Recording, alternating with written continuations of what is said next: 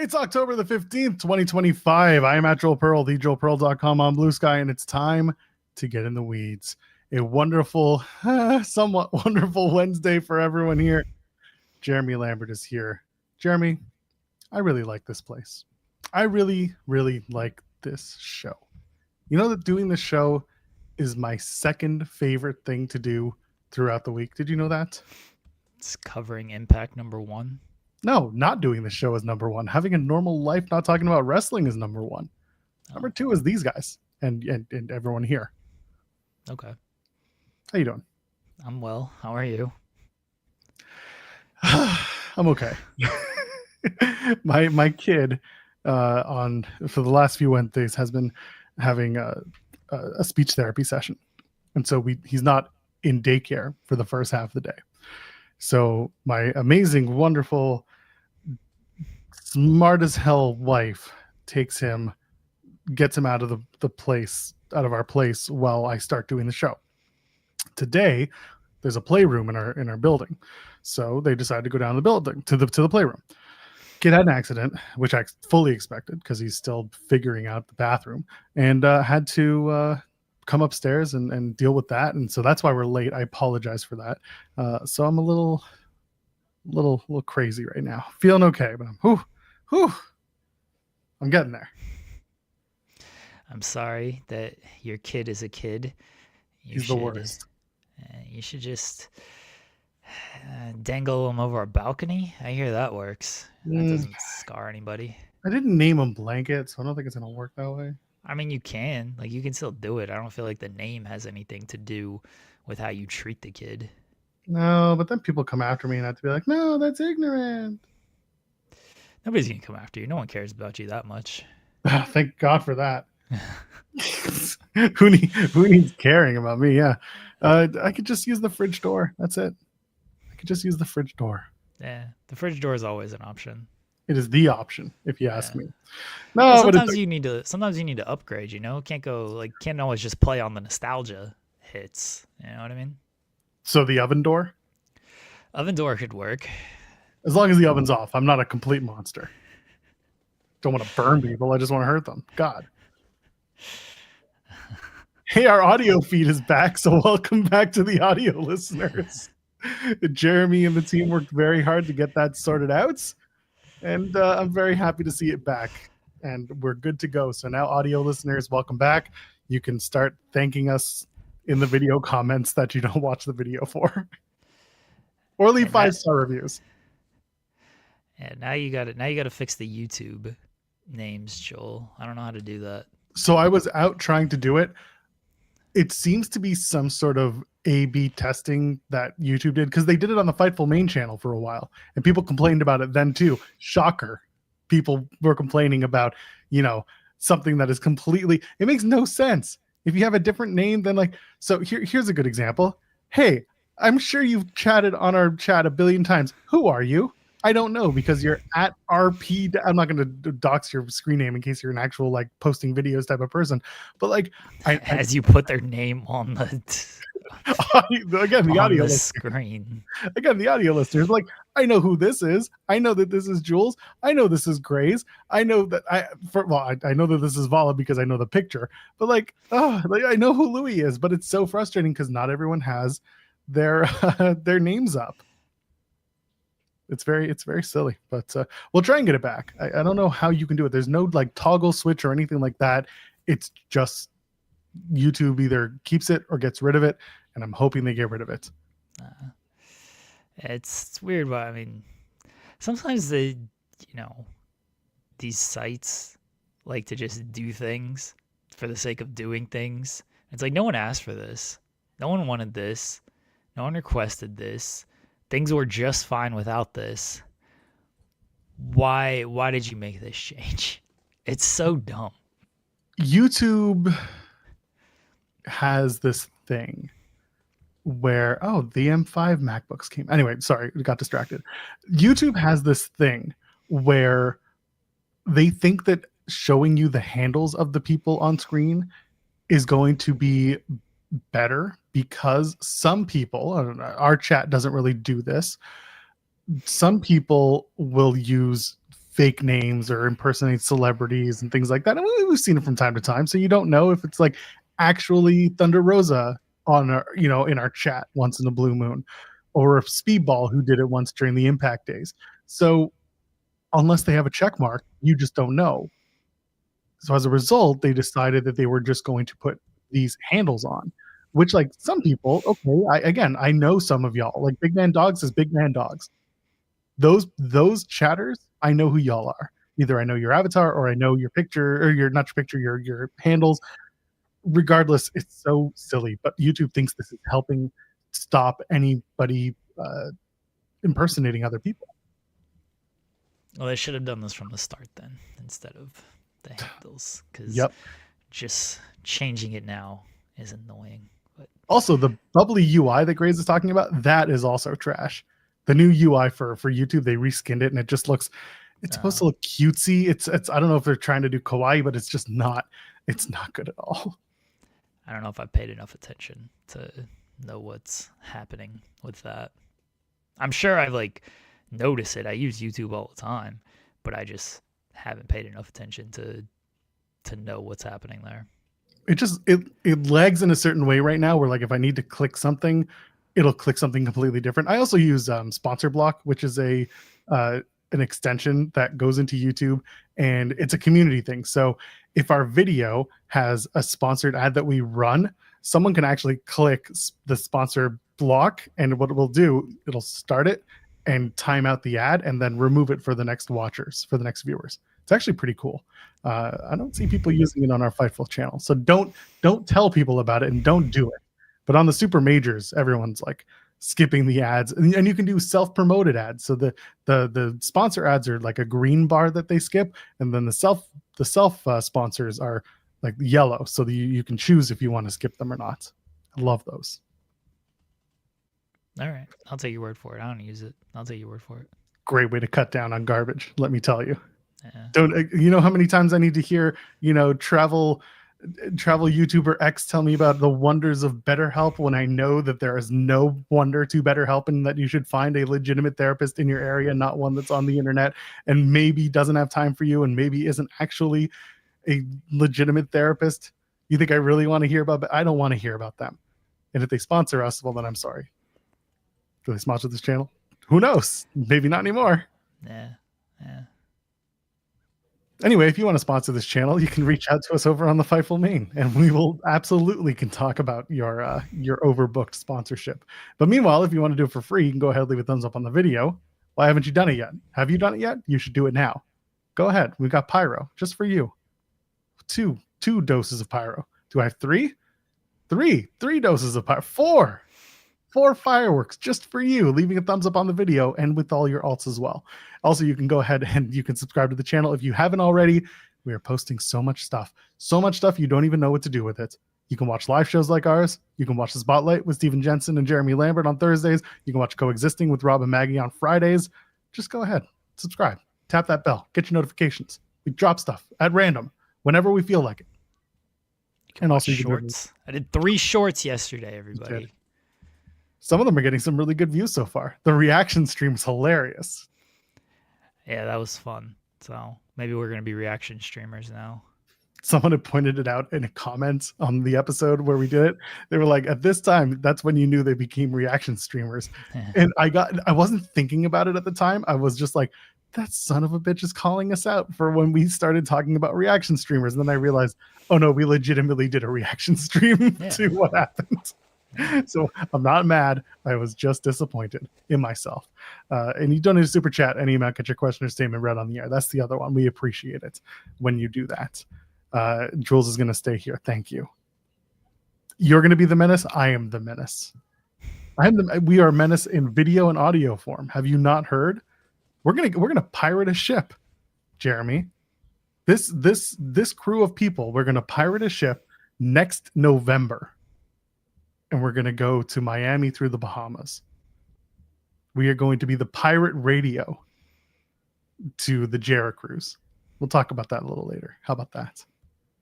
Okay. What else should we talk about before then? There are other people missing that we need to talk about too. Is Andrade okay? I mean, he's a true worker. Yeah, he comes back, gets his payday, gets out. Gotta respect it. Gotta respect it. I got no issue with Andrade showing up, getting some money, and then just being like, all right, I'm good. Keep paying me, brother. I hope he's okay, but it's also very funny that he just shows up, attacks Kenny Omega, and doesn't look like he's gonna do the match. Maybe he'll be on Dynamite tonight. He'll attack Kenny Omega again, and they'll announce the match for Wrestle Dream. Like, that's a possibility. And then I'll just be like, oh, okay. They just delayed it for a couple of weeks for some reason. I don't actually think it's a possibility. Oh, okay. Isn't because I think he's doing the WWC show. He got pulled from that, I thought. Or did he get pulled from something else? He got pulled from something else. That was a Crash show. I think he was supposed to face LA Park. All right, well, he could get pulled from this show, too. Let's not act like it's beyond the realm of possibility that he can get pulled from another independent show so he can work the Wrestle Dream show. I'm just looking. I know he's got something on the 18th, and I know the show is on the 20th. The pay-per-view is on the 20th. So who knows? Maybe there's a tour that he's doing. Pay-per-view's on the 20th? Yeah, the Wrestle Dream. Isn't it October 20th? That's this Saturday. Oh no, that's a Monday. It's the 8th. Oh, so it's the 18th. All right. Are you stupid or are you dumb? Currently both. Then what was on the 20th? I have no idea what was on the 20th. Maybe was it? What the hell was on the 20th? What's December 20th? December 20th. That's the 27th is the other show. That's World's End. I have no idea what was on the 20th. You were just making up days out here. Wait a minute. Was All Out on September 20th? Maybe. I don't know. You were there. Maybe that's what it was. Yeah, it was because WrestlePalooza was on September 20th. Okay, so that's what it was. So yeah. So the 18th is so it's the 18th is when Wrestle Dream is, and the WWC show that Andrade is currently in action. At least he is being promoted for. Yes, All Out was the 20th of September. That is where my brain is, because yes, Joel was trying to go back in time. Clearly, I would love to. It was a great show at All Out. Yeah, I am frazzled from earlier because the kid was just absolutely apoplectic. It sucked. I'm here. I'm back. I like the theory that you're trying to tell people, oh, the show's on the 20th, so people don't watch AEW. Everybody tune in on the 20th. I want them to watch Raw instead. Yeah. That's right. You should be watching Monday Night Raw live from, I don't even know where they are that night. Yeah. Where is Raw? I like that theory much better. I have no idea where Raw is. Oh, it's Sacramento. Okay, sure. There you go. You should get ready for that. Get excited for that. That's what you want. Nah. No Raw for you. I mean, we cover the shows. Who are we kidding? I'll watch it. I have to watch it. That's true. Fully have a choice in the matter. Wrestle Dream should be fun. Yeah, it's at least a Saturday. It's gonna keep me up until 3 a.m, and hooray. Well, yeah, okay, it will, because I was gonna say the show will be over by 11:30. They'll start the post. 11:30. It starts at 8, doesn't it? Yeah. Shit. So the show will be over by 12. The post show will start by 12:30. It'll run 12:30. 12:45, and then it'll run till about an hour 45. So that's what, 2:40, 2 o'clock, 2:30, yes. 2:30, and then you got to write the rest of the articles as you're going along. Yeah, 3 o'clock is a pretty conservative estimate. Yes, I know. It's a conservative estimate. I just want people to understand the breakdown here. Okay. I'm already so tired. This was a long weekend already. Now we got a 3-hour Dynamite tonight. At least there's no Impact. Not that I really pay attention to that show anyway, but at least I don't have to worry about that dumb show tomorrow. I swear to God, during Dynamite, they're going to announce, we have a major announcement tomorrow after the Glory. And it's going to be, what are we doing for the next 3 weeks of TV? That's fine. They can make their dumb major announcement. I don't care. Like, I don't have to cover their show. So, the Jags are playing in London on Saturday, but that's on Sunday. Yeah, but Tony, maybe Tony will fly over there. I don't think he could make that in time though, could he? Wasn't there a whole thing last year where he didn't go and it wasn't such a big deal? Yeah, because they murdered Bryan Danielson last year, so So, they so didn't. someone's gonna. Well, they're gonna Stop. murder Moxley or Darby, so it's just as good. Okay, you know what? I mean, I hope we get murder in the Moxley and Darby match. There should be murder in that match. So I do hope that there is murder in that match. And Tony's like, well, after the events that we have witnessed here tonight, we're not going to do a press conference. I really hope that happens. That would be fantastic. So get on it, TNA. Get on it, TNA. Get on it, Darby and Mox. Do the murder. Well, we've already established Darby's a coward. Mox is too. That's true. They both. Neither of them really know how to. I think this I Quit match might be a big like chicken fight. It's just gonna be like, oh, I'm gonna do it. I'm gonna do it. I'm gonna light this thing on fire, and then Darby's gonna be like, I'm gonna do it. I'm gonna do it. I'm gonna use this shiv, and Hangman's gonna be like, I have a fork. I can just get the fork and use this fork, and I will win. And you'll both quit because at least I have the balls to use it. I'm coming around to the idea that neither of these men says I quit. I don't think they do the. They do a double murder. Maybe. I don't think they do like a taped gimmick like they did with Foley and Rock. Think that's so gone. I think because it's talked about so much, most people just like leave it alone. Most major companies just leave it alone as one thing that happened. I think that they're gonna do like something spectacular. And all right, here's my pitch, everybody. We're going to put the heat on the cops. They're going to do something spectacular, and like the cops got to shut it down, and that's the end of the match. And so the cops are the bad people, which, sure. I was going to say, people are going to cheer this finish. What are you doing? Well, I mean, that's fine if they cheer the finish, because in some ways it's a bullshit finish if like no one says I quit and the cops come out and stop it. I thought about saying like Tony Khan comes out and stop it, but I don't need like Tony being on the show and like getting himself over or getting heat on there. So that's why I'm putting it on like the cops to come in here and being like, nope, shut it down. Like, but they got to actually do something spectacular. Like they got to do like tossing Darby off of a building type of thing. And then it's just, well, he didn't say I quit, but also he's dead. So we got to just stop the match. I'm going to throw this bitch off the top of the arch. I'm gonna launch him from the top of the St. Louis Arch. It's over. And the cops are just like, no, don't do it. And the other one's like, do a flip. But then it's gonna suck that when Darby's on Dynamite the next week and being like, I never said I quit. Like, aren't you dead?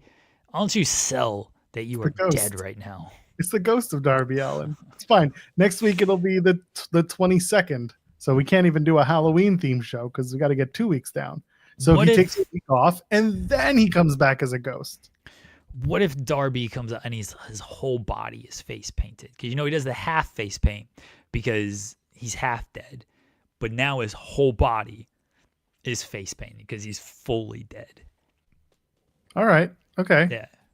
What if MJF just gets involved? Why? I don't know. Because he's going to come back a more angry and violent man than before. No. We don't need MJF getting involved. That's dumb. Get ready for MJF versus Darby at the next pay-per-view. Number one contendership match. Even though he's got the contract. What if they did do, like, I don't need like guns involved and stuff, but is there a way to shoot somebody and like make it look good?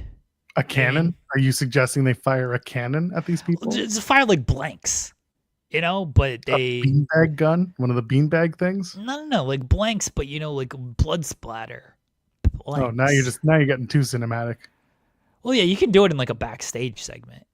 You don't have to do it live in the ring, so you can like record it. You know what I mean? That's what I would do. I've been watching, Better Call Saul. I got 5 episodes left. Everybody, 5 episodes left, and then I'm done. There's murder on this show. Spoiler: there's murder on this show. And so I'm always an advocate for murder anyway. But I'm just thinking of ways to like do some killing here. Guns is a big thing with Better Call Saul. A lot of guns in this show. So what if they actually like shot each other? You know what I mean? This feels a little excessive for professional wrestling. For pro wrestling. Last time we had someone shoot someone was I don't think we have was oh God, no. It was Johnny Bravo's wedding. Yeah, see? There you go. But like I need it to do I don't need to do like here's lights down, gunshot. No. We actually like need to see it. You know what I mean? I feel like this is something bordering on not okay. But it's a cinematic thing. So it's this not match like in the arena.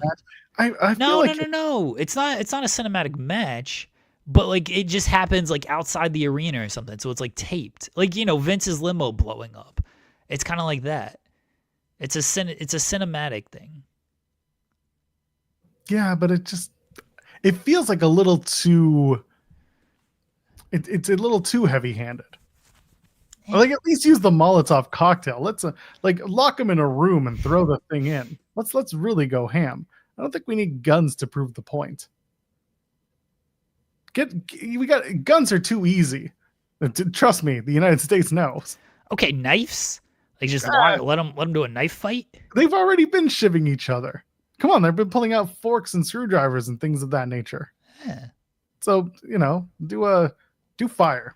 Fire just looks better. They're gonna do fire anyway. Like that. Yeah, fire finish the thing. You put them in a room, you lock the door, you throw a Molotov cocktail, and Moxley has to scream "I quit" before he gets charged to a bit. They're already gonna do fire. I'm trying to elevate off of the fire. No, this is a typical American argument. Bring a gun and that'll elevate things. Well, I'm trying to think outside the box. Get a trebuchet. Okay, you get a trebuchet and you put it outside the arena, and Moxley somehow secures Darby to it, and then all of a sudden 3, 2, 1, pull the thing, and the trebuchet goes up, and he gets launched like a pumpkin on Halloween in Pennsylvania. Is that where it happens? Pennsylvania? Either way, a pumpkin launch, but it's a Darby launch. He gets launched all the way across town. The original Blueberry Hill. That's where he lands. Shout out to Blueberry Hill in St. Louis. It's a good place. Great food. What if they use like grease, like hot grease, and they throw it in the eyes, the face, and so like their face burns off? I'm into this. Bombs? Can we do bombs? I mean, bombs feels a little excessive too. IEDs. I mean, just, you know. So someone asking, is waterboarding allowed? Sure. Why not? I feel like we've seen it. It's an I quit match. It's true. It'll be fiery barbed wire or something. Get some grease and just light it on fire. So do grease, like throw that into the face so it like burns them, and then shoot them. And it's just, why does it always have to end with the shooting? I just watched the episode. I'm not gonna spoil anything for people. I know it's like years old, but I don't want it spoiled for me. I've somehow gone this long without spoilers, so I don't want anything spoiled for me. So I'm not gonna spoil it for people. But I just watched an episode with like a lot of gunshots. So that's where my brain is right now. There's been a lot of murder in the final season. A lot of you know what? The loser of this match, the I Quit match, should have to do the Jeri-Cruise. The loser of the match is the guest of honor. What if they get thrown off the bridge and like with concrete, you know, swimming with the fishes, type of thing? Because like this is a Tony D thing. Where did he go? And they're drowning. Maybe Tony D's about to debut in AEW. Hell yeah, he's a Death Rider, Tony Death Rider. Tony D Death Rider. That's right, Tony Death Rider. Yeah, they get thrown thrown off a bridge, and they gotta drink. They gotta swim with the fishes, and they just drown, and they die. King Pate, I thought the show was about a lawyer. It is. It is about a lawyer, but you know, lawyers they do criminal. They don't. No, some of them do criminal things, but you know, they protect criminals or they defend criminals. So There's a lot of criminal activity in this show, and the lawyers got to defend them, sort of. There you go. So we'll see. It's a really good show. I encourage everybody. I'm super hooked. I only got 5 episodes left. I don't think I'll finish it today because I don't have 5 hours in the day to dedicate to watching it. But I'll definitely have it done by Friday's show, I would imagine. I can split up. I can split up the two. King say saying, should I rewatch Breaking Bad before Better Call Saul? That's what I did. I rewatched Breaking Bad and then watched Better Call Saul. I do not regret that decision because this isn't, I mean, it's kind of a spoiler, but I think everyone knows Better Call Saul is a prequel to Breaking Bad. So there's a lot of Breaking Bad references. There's, I mean, the lawyer is part of it. It's all based around him. If you watch Breaking Bad, if you rewatch it, you'll pick up more of the references, because if I just started kind of cold, but the only time I'd watched Breaking Bad was when it originally aired, and I remembered a good bit, but on my rewatch, I was like, oh, I didn't remember any of this. So I think the Better Call Saul experience was enhanced for me because I rewatched Breaking Bad. So as Kim saying, I watched a couple episodes of Better Call Saul when it first aired. It's so Mike's in it, but there's a whole lot. Like I've been like the Leo meme rewind. I'm like, oh, Breaking Bad reference. Oh, character from Breaking Bad, and like I'm so hooked because Kim Wexler. Again, if you've seen the first episode, you know she's there. She's obviously not part of Breaking Bad, and so I'm like, how does she, like, what's the bridge here? Because she's a big part of this show. And I'm like, how does he fit in? Like, how do these people fit in who are part of the Better Call Saul universe, but not part of the Breaking Bad universe? How do we get, like, did they die? Did they just leave? I don't know. I do know some of it, but I don't know all of it yet. That's why I'm very excited to, like, finish these last 5 episodes to see what the ending there. I've been sitting on season 6 for several years now. Oh, so you've watched the first 5 seasons but haven't gone to season 6? Very slow with these things, Jeremy. I don't like to be slow with these things, but I have other priorities that take place. Listen, y'all know, like, I do this show and then the rest of the day I'm working on other projects, and then the kid comes home, put the kid down. By the time he's down, I'm watching wrestling for work, and then I'm taking notes and doing stuff for the next days in the weeds, whether I'm on the show or not. I don't have a lot of time in my day. I go to bed, 10:30, 11 o'clock now. I wake up at 6. Make time, Joel. Make time. There'll be a time. Someone's saying I don't have time. I make time. I know. Chat saying I'm too busy watching TNA. No, I don't even go back and watch old TNA. I don't. I just can't. I have no time. So for the person saying I was checked all the way out, no, I listen to everything, because Jeremy and I have been talking about the Better Call Saul and the Breaking Bad rewatch for months now. I was paying attention. I was also just making sure that nothing else was popping up on the news feeds in case we had to cover it immediately. I'm here. I'm clear. I don't want any more bears. Bears? It's a wrestling. I mean, it's a Simpsons thing. It's not a wrestling thing. It's a Simpsons thing. All right. Yeah, Joel, you got some Thursdays freed up here coming up pretty soon. I don't know what I'm going to do for the next 3 weeks of free Thursdays, and I'm not watching Ring of Honor. Stop pitching it. I'm not going to do it. They got a pay-per-view allegedly in December. They got to build to, but God forbid, I might go to that if right Blake Christian is wrestling for the title. That's the only way I'm going. If Blake Christian's wrestling for the title, if not, I don't care. Yeah, I would. I'd be watching it. I'm not watching Ring of Honor. Who am I kidding? I already know that it's gonna happen. They're gonna do the match at Final Battle. Blake Christian and Bandito? It's gonna happen, baby. They're gonna do it. I mean, I hope so, but I don't have any faith in it. They're gonna do that, and then they're gonna do one more women's championship match. Athena, Billy Starks. This is it. The football will not be pulled away this time for Ms. Starks. She's gonna win the big one. It's gonna happen. Okay. Galaxy Con, in front of all those Stark raving mad Galaxy Con ROH fans. She's going to come out dressed as some DC comic book star, and everyone's going to go crazy, and she's going to beat Athena. It's going to happen. Okay. I mean, I hope we get the match and they finally do it, but I have no faith that they're actually going to do this. I don't think they're going to do Bandito and Blake Christian, honestly. Like they'll probably do like Bandito and Josh Alexander. Why Josh Alexander? Oh, fuck them. That's why. Like Josh Alexander's a really good wrestler, and here's a guy who we could just fit into this match and have a great match that doesn't really make a ton of sense, but people will love it. That's what I suspect. If you go, I need you to go as media so you can ask 2 questions. 1, where are we on the Jack Harlow situation? Assuming Jack Harlow has not licensed the song by then, which he should because it's a main event track for a main event star. And the other one, which is being asked in the chat, is regarding Blink 182 and where are we on that conversation that Billy started. You got to make sure that Billy's up on the dais when you ask that of Tony and Billy. I don't want to go as media. TS, it's you and Kimmy just sitting there, the only 2 people from the entire media sphere. You're the only ones there. No one else went. It's just you 2. I don't want to go. I get it because Kimmy's going. Media. I get it. I just don't. I don't like working. No, I know that feeling. You know, I just want to.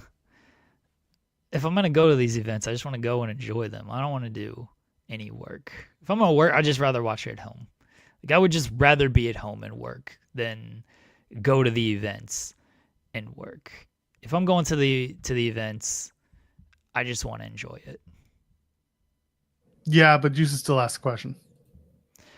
I mean, they might just let me into the media room. I'm gonna say you'd probably get invited in. Also, it's not even a media room at ROH. They just clear out the venue and put the table down in front of the ring at this point. That's what they did at the last few shows. Yeah, I mean that's fair too. Like maybe they'll just have like cosplay. I mean, they're at the Galaxy Con, so there will probably be like some cosplayers and stuff, and then they can ask a bunch of questions as well. You should cosplay as a member of the press. We should wear one of those hats that says press on it. No. Like you're an old 50s newsie? No. Why not? I'm not going to ask about the song. I will ask about the Jack Harlow song. I'm going to ask if I can just book ROH. It's better than any other question you're going to get. Talk to me about the importance of this Galaxy Con partnership that you seem to have developed. We had a great AEW Collision and a great Ring of Honor tonight. We're really looking forward. And then you just get 20 minutes of this is what Galaxy Con means to me personally as a child and why we're doing it. And then he runs down the Collision card for tomorrow night. I would cosplay as Sting. Just show up with my Sting mask and everything. I can do that. Could you do the mask over the paint bit? I could. I mean, theoretically, but then like I gotta sit there the entire time with like the paint on. That's tough. I want them to let you in and be like, you can't wear the mask and take out. I just want the reaction from PR or security being like, oh, son of a bitch. I can't bring a bat, so you know I can't have the bat gimmick. Well, you can bring the bat. You just can't ask him to sign it. That's the problem. Nah, I don't think you can like bring the bat at all. What happens if you wanted to be, one of the big hitters of the 1990s in the MLB? Mark McGuire, Sammy Sosa, Mark McGuire, the other ones Jose that were also Canseco. No one wants to be Jose Canseco. He's got wrestling ties. He's got MMA ties. That's unfortunate. One of those people. One of those. You're gonna sock a few dingers. What if that's what you wanted to do? I don't think you're allowed to take the bet. What a bunch of cowards not letting you bring in weapons. This is why the I Quit match at Wrestle Dream is going to be terrible. So they're going to try and bring in all this stuff and security's going to be like, nope, can't bring that. Darby's going to bring a mace. I'm not talking bear mace. I'm talking about the mace, like the medieval weapon. Oh, hell yeah. A spike ball. But no, he's going to get to the entrance. They're going to be like, oh, sorry, Darb, can't let you bring that in. Like, I got the match. Why can't I use it for the match I have? Like, there are certain restrictions. A medieval mace from the 1500s. Just we can't do this. I'm sorry. And then Tony's going to walk and be like, I tried to let them let you in, but they wouldn't let me do it. I'm so sorry, but I brought the flamethrower. And Darby will be like, I have to be good enough, I guess. This is why That's why they got to fight like outside the arena and stuff. Because then who cares? You don't need to bring it in. Just fight outside. Use whatever you want. It's a box full of discarded weapons that we couldn't use for this match.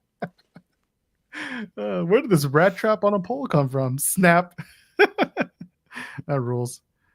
Anyway, that match is going to be, it's either going to be crazy or it's not going to be crazy enough.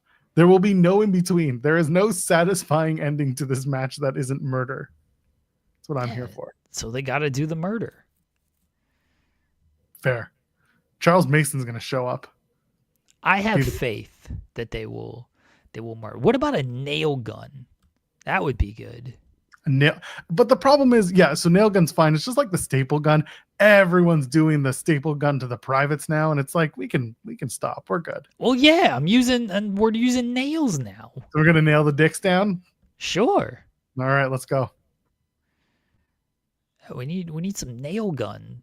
And they're gonna nail them to a giant cross. Is that what we're doing? I feel like Kurt Angle has some words about why that's a bad idea. You know what we haven't seen in a while? We haven't seen like a shovel in a while. It's true. We've seen sledgehammers. Yeah, we should bring back shovels. That's what I would do. I'd bring a shovel, use that. An axe. I think that would be good too. Bury people. Let's use an axe. She's a pickaxe. That shit can hurt. Okay, I like the pickaxe. Yeah, they can really cause some destruction there. Yeah, I'm fine. Yeah. I'm fine with that. I like that idea. Seriously, this you got to bring some medieval stuff into this equation. Thumbtacks have got to be glued onto something. Don't know what. What's St. Louis known for? Darby will do. Darby will glue it onto the skateboard. Yeah. Oh, we're not being facetious about Charles Mason. We had him on the show last week. We are very well aware of what he could accomplish given an I Quit match with murder. Yeah. Oh, trust me, we know. Yeah. They should do they should do like Dexter style. I don't think this would make for great television, not even though I like the show Dexter, but I don't think it'd make for like a great pay-per-view.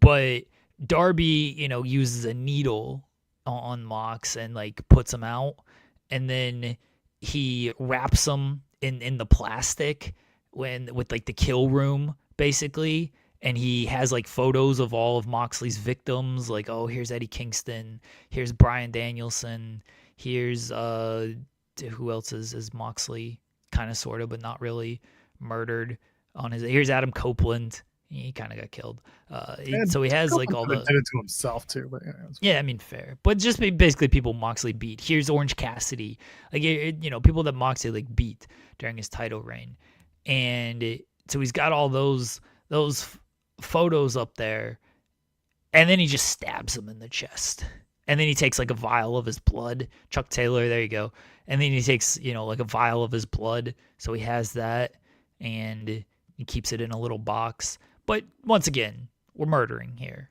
So we just do the big stabbing, and then he chops him up and throws him into the ocean, and we never see him again.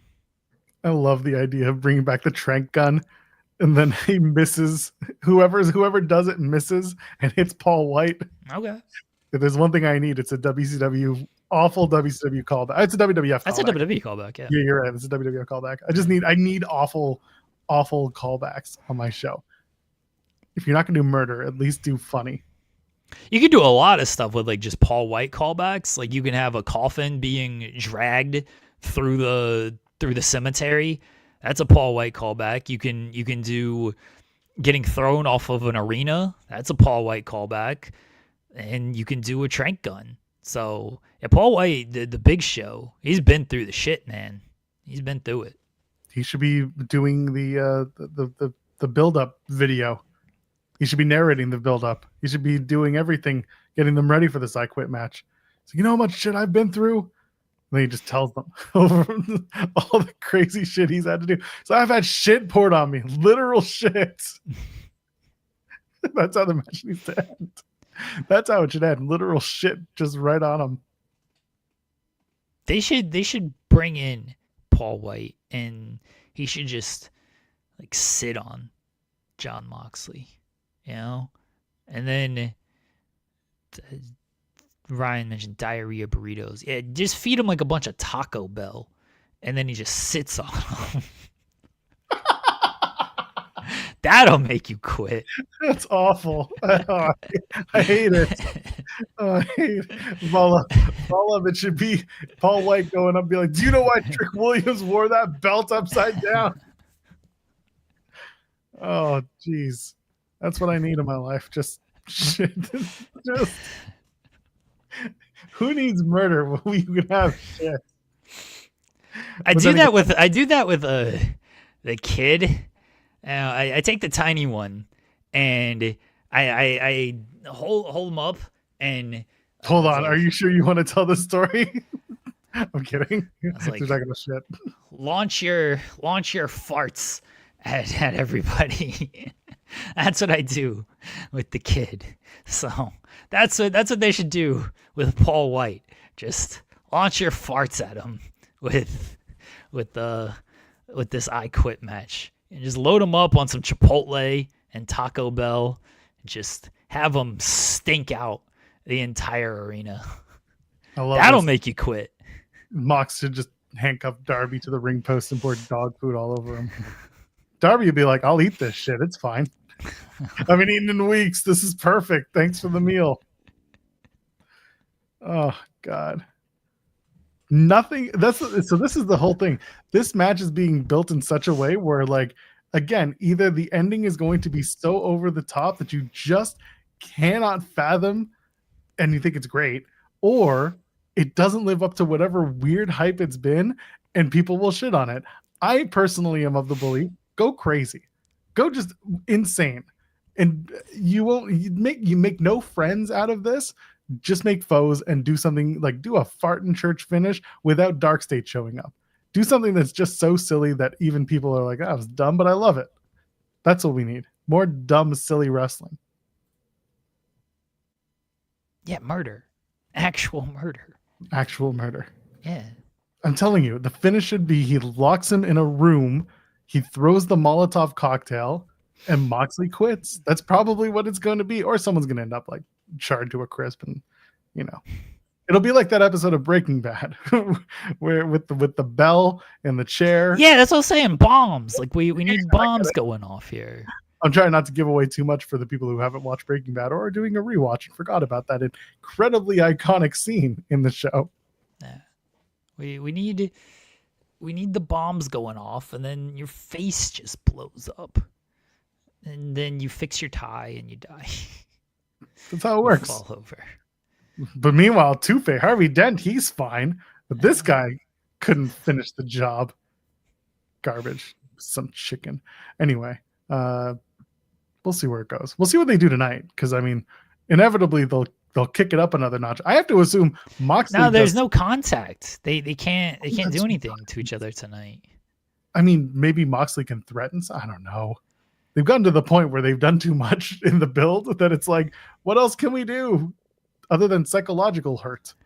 I mean, I guess the Death Riders could beat up Darby, right? Like, it's just Moxley and Darby can't touch. Why can't like the Death Riders come out and do something to Darby? I guess that's possible. That's very well possible. Does Darby have any friends that aren't Sting?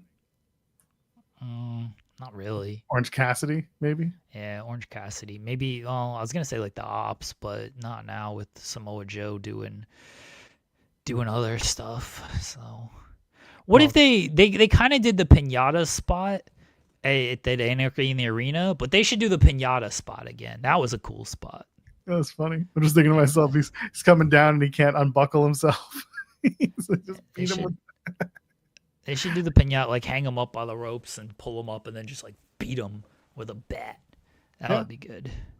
There's so much going on tonight's show because it's 3 hours that like you don't have any room. They're doing a special face-to-face, so they're going to do psychological pain.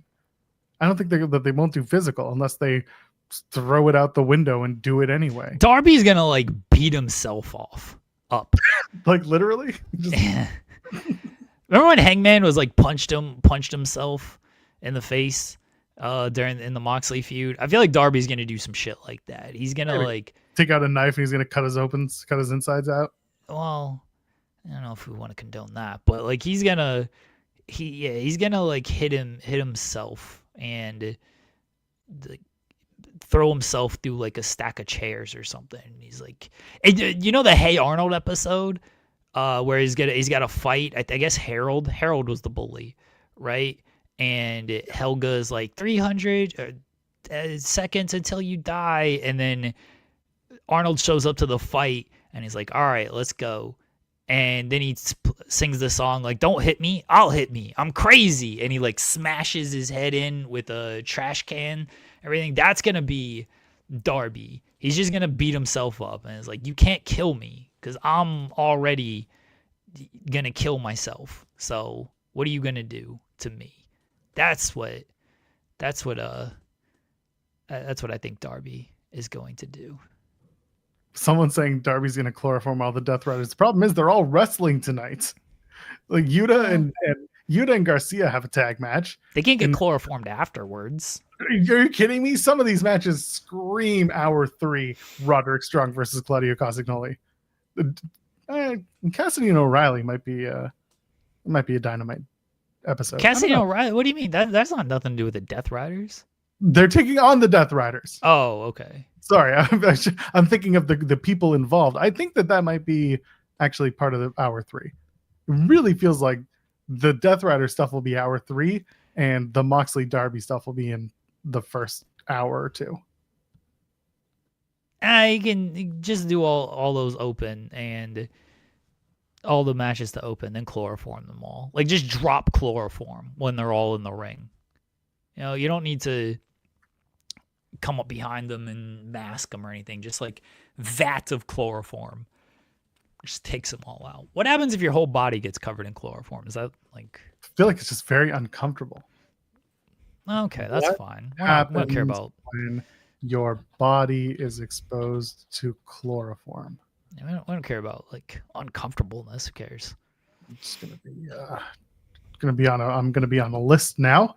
Chloroform toxicity leads to headache, dizziness, confusion, impaired concentration, memory. So basically all the stuff that they usually put. Severe, breathing or drinking a large amount can cause severe liver and kidney damage. That's and fine. At very high exposure levels cause death. So there you go. Heart problems, severe exposure will do that. That's fine. I mean, I feel like dumping like 100 pounds of chloroform on people, it'll be all right. 100 pounds? Jesus Christ. Yeah. That's problematic as hell. Let's do it. I feel like it's all right. Maybe they can like just dump them into like a vat of chloroform, you know? Like instead of dumping the chloroform on them, he just tosses them into like a pool of chloroform. I feel like that'd be good too. It's just like when Orange Cassidy and Chris Jericho had their match. Yeah. It'll be orange chloroform. I don't know if it needs to be like orange. I don't know what color chloroform is, but I think it's usually clear. But like orange is a little pizzazz. Like Darby like lures them into outside or whatever, and there's like a pool right there. He's like, "Come on, come get me!" And then they all just like charge him, and he just like moves out of the way, and they all just fall into the pool of chloroform. It's very cartoonish, but I don't care. Like, look what we're talking about. So this whole damn match is a cartoon. Yeah. And again, neither man can figure out how to use the weapons they bring. They're cowards. Absolute cowards. They should make it very cartoony of like they're trying to like sneak up and attack Darby and everything. He's like laid traps all around like the backstage area. And so Claudio's like, "Ooh, a cup of coffee. Let me see what's over here." And then all like a net falls on him, and so he's trapped. This is the most WWE 2018 idea you've had. And I love it. Ooh, a cup of coffee. My beans. Wheeler Yuta is like, what's over here? And then he just falls into steps on the leaf pile and then just falls into a hole. He's like, "This is fine. This is where I sleep." And then all of a sudden the dude comes out of nowhere being like, "Time for your haircut, Mr. Yuta." And he's like, "No." That's what needs to happen here. That's the whole show. That's the through line of the show is Darby just capturing members of the Death Riders. And so, did any of the Death Riders got matches on Saturday? I don't think so. I don't think so. Yeah, so they all need to be like captured, so they can't interfere in the I Quit match. Darby has them all held captive, and so none of them can interfere in the I Quit match. And we see them in like a video. Maybe they're like hung up above a cage, above the ring, or they're in like a back of a van or something. I don't know. However, or you know, how are people like they're held up to like the torture walls? You know what I mean? They're like shackled to the walls. That's how we should do all the members of the Death Riders. They're just chilled out there during the match, and like Moxley's got to try to free them, but it doesn't really work. And Darby takes advantage of them and just kills them. Kills everybody. Pac is in the gym. All of a sudden, the gym door locks. He can't get out. And he's like, fine, I'll just keep pumping iron. And then all of the gym equipment folds into the floor and out pops carbs. It's nothing but donuts and bagels. And he's like, oh, son of a bitch, I have to eat my way out. But then he takes one bite and he's like, oh, I'm full. I can't eat this stuff. What if they all die? Jesus. What if we do, so they're all held captive and Moxley's like trying to free them and Darby prevents them and everything.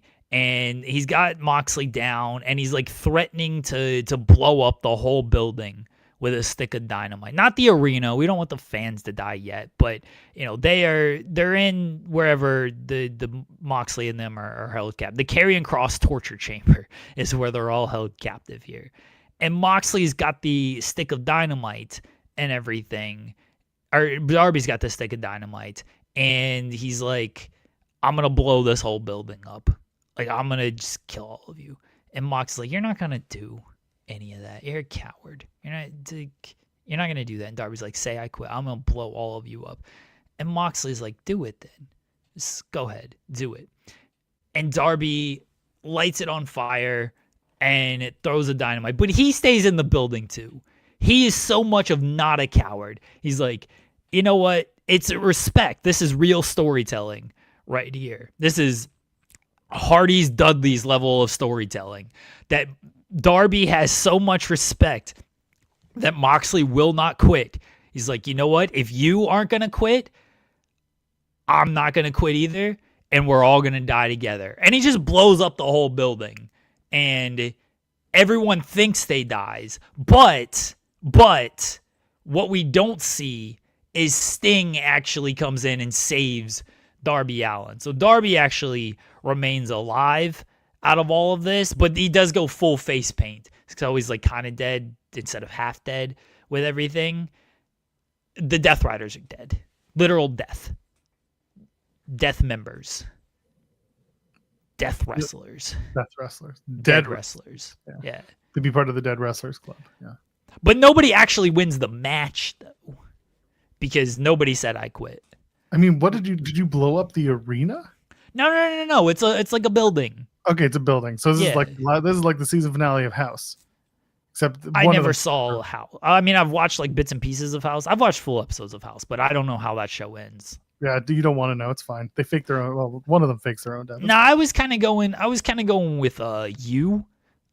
Sorry to spoil you here, but they're in like the library, and the library blows up, and like some people die, but some people don't. But that's kind of what I was going for here. I'm sure it's happened in other shows too, but you know, that's what I was going for. Is just we're gonna blow up everything, and everybody's just gonna die.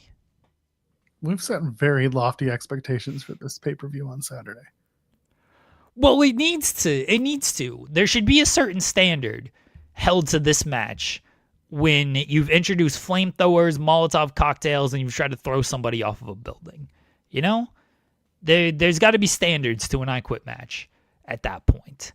Well, that's and true. So I'm lifting the standards here.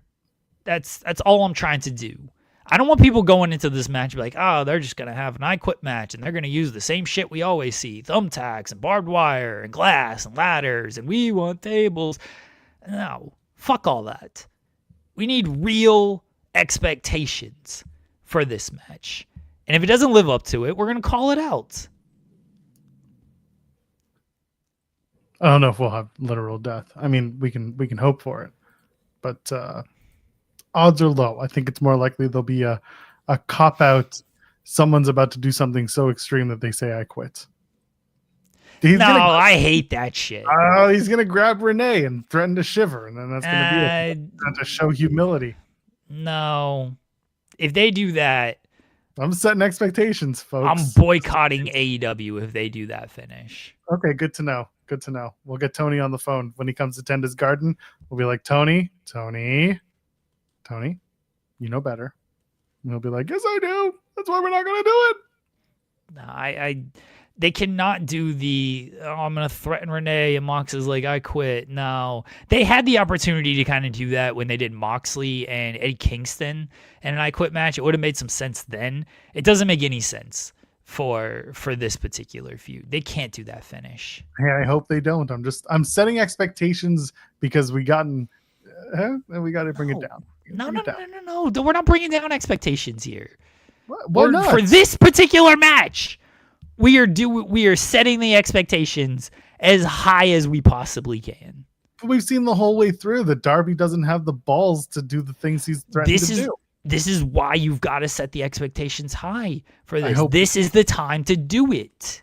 This is why I hope that Moxley tonight on the show says, you keep bringing all these things out here, but you don't have any balls. You can't use any of those things, and you can't use them now anyway because then the match doesn't happen. So why don't you use them now, get them over with, and then maybe on Saturday I can just beat your ass anyway.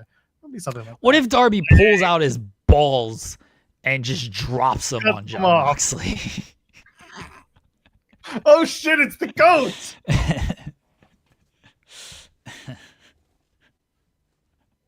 Just drops his balls. That's what should happen. Anyway, Chris Jericho announced this week that, Chris Jericho announced yesterday that the 7th edition of the Chris Jericho Rock and Rager at Sea will be taking place in November of 2026. There are plenty of stars from TNA Wrestling, from the independent circuit. The Pro Wrestling Nation Busted Open crew are going to be guests on board. And there's no mention of AEW talent, which has been a staple of the Rock and Rager at Sea for the last 6 years. No AEW. It's definitely getting people asking questions. Jeremy Lambert, where's AEW on this cruise? Are they allowed? Have they been barred from sailing the 7 seas in 2026? I understand why this is a big deal. I truly do. I get it. But if you look at it logically, his contract is up at the end of the year. This thing isn't taking place until November 2026. So why would there be an AEW announcement? Unless he has re-signed, which I don't think he has. But if he does end up re-signing, you'll probably get AEW talent announced. Could he have waited until January to announce talent when he's got, whether he's back in WWE or whether he's in AEW? Yes. But if he's got stuff booked, then just go ahead, put it out there, announce stuff, the legends that they're doing. So I understand, again, why this is a story. I totally do. I know it was a big talking point yesterday, but I also don't read into it too much of what Chris Jericho's future is. Because Jericho's also the type of person that's like, yeah, I'm going to announce stuff and I'm not going to give away what my next move is until it's actually happening. That's the Jericho playbook. Is he's going to feed into online rumors as much as he can. And right now the online, it's not even a rumor. It's a fact. His contract is coming up at the end of the year. And he's going to feed into that by like, oh, I'm not going to announce AEW talent. And so now people are going to read into that, oh, I'm not re-signing with AEW. We'll know more in January. That's what it is. Yeah. The cruise is set for November 7th to the 11th. 2026, going Miami to the Bahamas. The same, they do the same kind of route. The idea isn't really where you're going, it's what you're going to do. Jericho, of course, on the boat. Jeff Hardy, Saraya, Great Muta, they're VIPs at sea. And then they have the Sovereign Sailors, which, if you're going to go take a cruise and Bully Ray's on it, don't take that cruise. Just don't. Nick Nemeth will be there, so watch your partners. Elena Black is the Sorceress at Sea, or Sorceress of Sea. I feel like she'd be the Sorceress at Sea. But anyway, Elena Black's there. And other talent include Carlito, Marcus Bagwell, Vampiro, Shockmaster, Fred Ottman, Blue Meanie, AJ Francis, of course, Natalia Markova, the NWA Women's Champion, allegedly, but you don't see her with that belt in this photo. Indy Hartwell, Casey Catanzaro, and Lacey Lane, who are told are actually not friends, but apparently just do a lot of appearances together. But, you know, they're working together. Victoria Crawford, Chris Van Vliet, our pal, is going to be there. And, of course, the most surprising passenger. I don't know if you saw this. Chris Jericho's hated, most sworn enemy and our boss, Shotzi Blackheart. Shotzi will be on the boats. There we go. And then there's going to be a bunch of bands and other stuff. Downstate's going to be there. I for some reason, I can't get my band to do the house band on this boat. And tried for 6 years. God forbid. Have you? No, not really. I tried the first year and then I never tried again. Okay.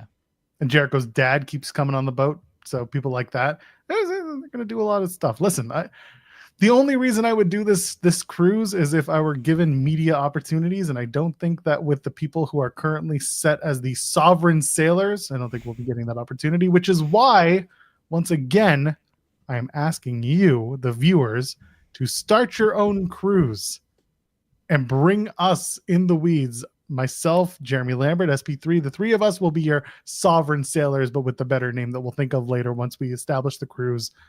Make your cruise. Bring us on. We will go and we'll pirate the Chris Jericho boat next year. It's time. I don't want to do a cruise. That sounds terrible. What if they give you one of the big rooms? No, this has never been appealing to me. I know, like, we've had friends do it and everything, and it seems to do well. Like, it looks like everybody has a good time when I see the videos, but none of this sounds fun to me. Like, especially a wrestling themed cruise. That sounds awful. I mean, if I'm gonna do one of these things, then I'm gonna do like a normal cruise where there's not a bunch of wrestlers hanging around. Give me the old people who just want to like chill and drink. That's the cruise that I'll do. Oh, but wrestling fans, you want to go on an Alaskan cruise? I get it.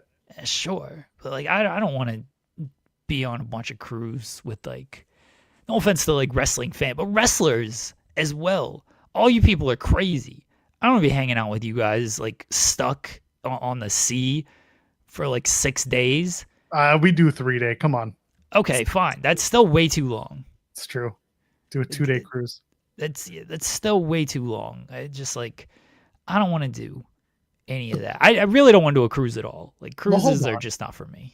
Well, the whole point of this would be that we get the nice rooms. We get the more luxurious. We have no inside cabins for us. We would get the double townhouse balcony room, whatever, on the big ship with the slide that goes from floor 1 to floor 3 or vice versa. That isn't the appeal. Like, I don't care what kind of room we get. I don't want to. The idea is that you don't have to interact with anyone, but you get to stay on the boat.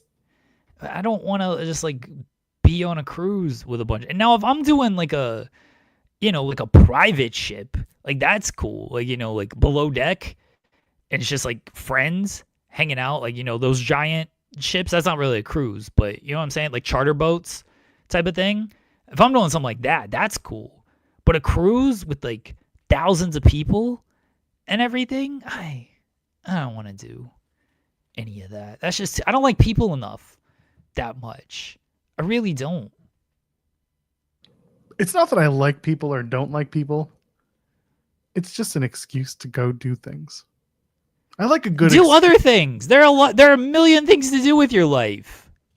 But I like a good excuse. And listen, I have a past working on cruise ships, So for me, it's like the opportunity would be fun. Talking about the Alaskan cruise, I don't know if I've told the story on this show, but when I was working my first ship gig, we started off doing like the Pacific Rim. So we were doing like Japan and South Korea and Vietnam and all of those, that coastal part of Asia. But then we were doing a repositioning cruise, which is 7 days at sea, 7 full days at sea, which brought us to Alaska to go and do the Alaska run, where we go up and down that coast, Alaska down to Vancouver, up and down. That 7-day cruise not only wrecked me as a human because we were going an hour forward in the time zones every day, but on top of that, we were told, oh, the age of the cruisers is going from a median age of like 50 to a median age of 70. So whatever you're playing now, start refocusing on old music. And we were like, well, it's not bad, but also just so many old people songs that we never learned anything new. So go to Alaska. Great cruise opportunities. See a lot of wildlife. But also start a cruise and bring us on. I'm telling you, man. I don't want to do a cruise. We can do the hot tub cruise. We could do the hot tub show in the boat. People would be all about it, dude. The whole point of this whole show, no bands, none of this none of this mediums and psychics and bullshit. No. In the weeds, in the tub.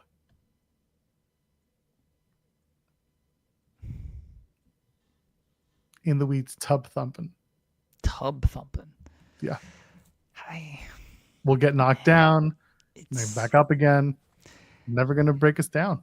It's just not for me. Cruises are just not for me. Like fine if I guess that'd be the only way I'd do it, is like if I'm gonna get paid to like do stuff on it. If I gotta pay for it, I ain't doing it. Definitely do not want to do that if I gotta pay for it. Absolutely not. Oh, hell no, I ain't paying for this. The only cruise that I've thought about paying for when it comes to like specialty cruises is the 70,000 tons of metal cruise, which has been going on for like, feels like 20 years now, where it's metal, it's all metal bands and it's all just metal people on that shit's great. If it's a wrestling cruise, no, I'm gonna work. Do all the interviews, do all the other garbage that I can think of, just for y'all. Do a cruise, bring us on. We'll be your guests of honor. We'll be your guests of media. I don't care. We'll be better than Busted Open. Maybe Kimmy can help us get this spot. She's Chris Jericho's biggest fan, so she's too busy being like, I'm going to start my own cruise, and I'm like, why? You don't have the money for this. What are you talking about? I'm bring my own cruise. Volab, I do want this. I want people to understand that we have value to this space. We add value to this space.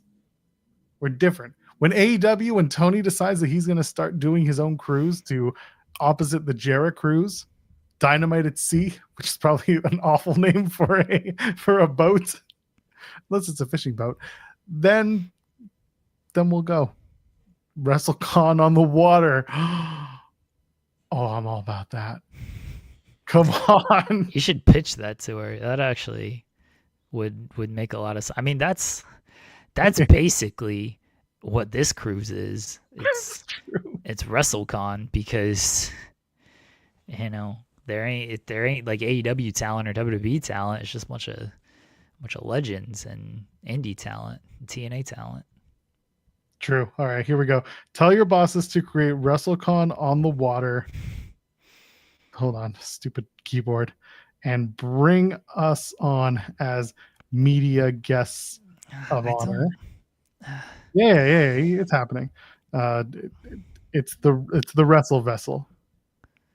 The Wrestle Vessel? Yeah, that's the old one that the WWF used to do. Oh. But also, like, Kimmy's bosses are old, so they'll understand Wrestle Vessel better than WrestleCon at Sea. 2027. They ain't got no plans.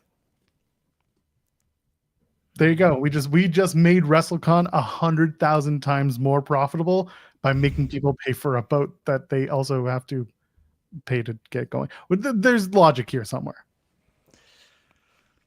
I don't think there's any logic with cruises. Forbidden Door at sea. Oh my god. It's gonna happen. Fightful at sea. They're gonna book Sean to host. None of this sounds good. I'm not showing up to a cruise. I'm just not. Wow. You can't get me to go on these cruises. I don't think I get like seasick or anything, because I mean, it's not like I've been on like a ton of giant boats. And I went on one cruise many, many years ago. I don't even remember it. It was so long ago. And it's just not for me. Again, too many people in too small of a space for too long of time. Just, I can't do it. I can't do it. She has replied with, "How would that even work?" To which I would reply, "Logistics are not our business. We are giving ideas." All right. Do we want to have Kimmy on the show and pitch this live to her? No, God, no. I'm just okay. No, God, no. She's right. busy allegedly, so there you go. I don't think that's true, but okay. Yeah, I mean, listen, again, coming from the business of having worked on cruises, no, I shouldn't want to do this. I know what they're like, but also keep in mind, I did that for several months at a time in a row. Doing it for 3 days feels like easy, especially as a passenger. Whew. You ever work on those things? We got treated fine as musicians, but other people. No, I didn't work on a cruise. No, I did. Yeah, but you. Point is, said, go as a passenger. It's a lot easier. I don't get, just not for me, folks. Bless the people who go on cruises, work on cruises, all that fun stuff. But cruises is not for me. My mom's like gotten into cruises a lot lately. Now that she's like retired and everything, she I think she's going on one like next month.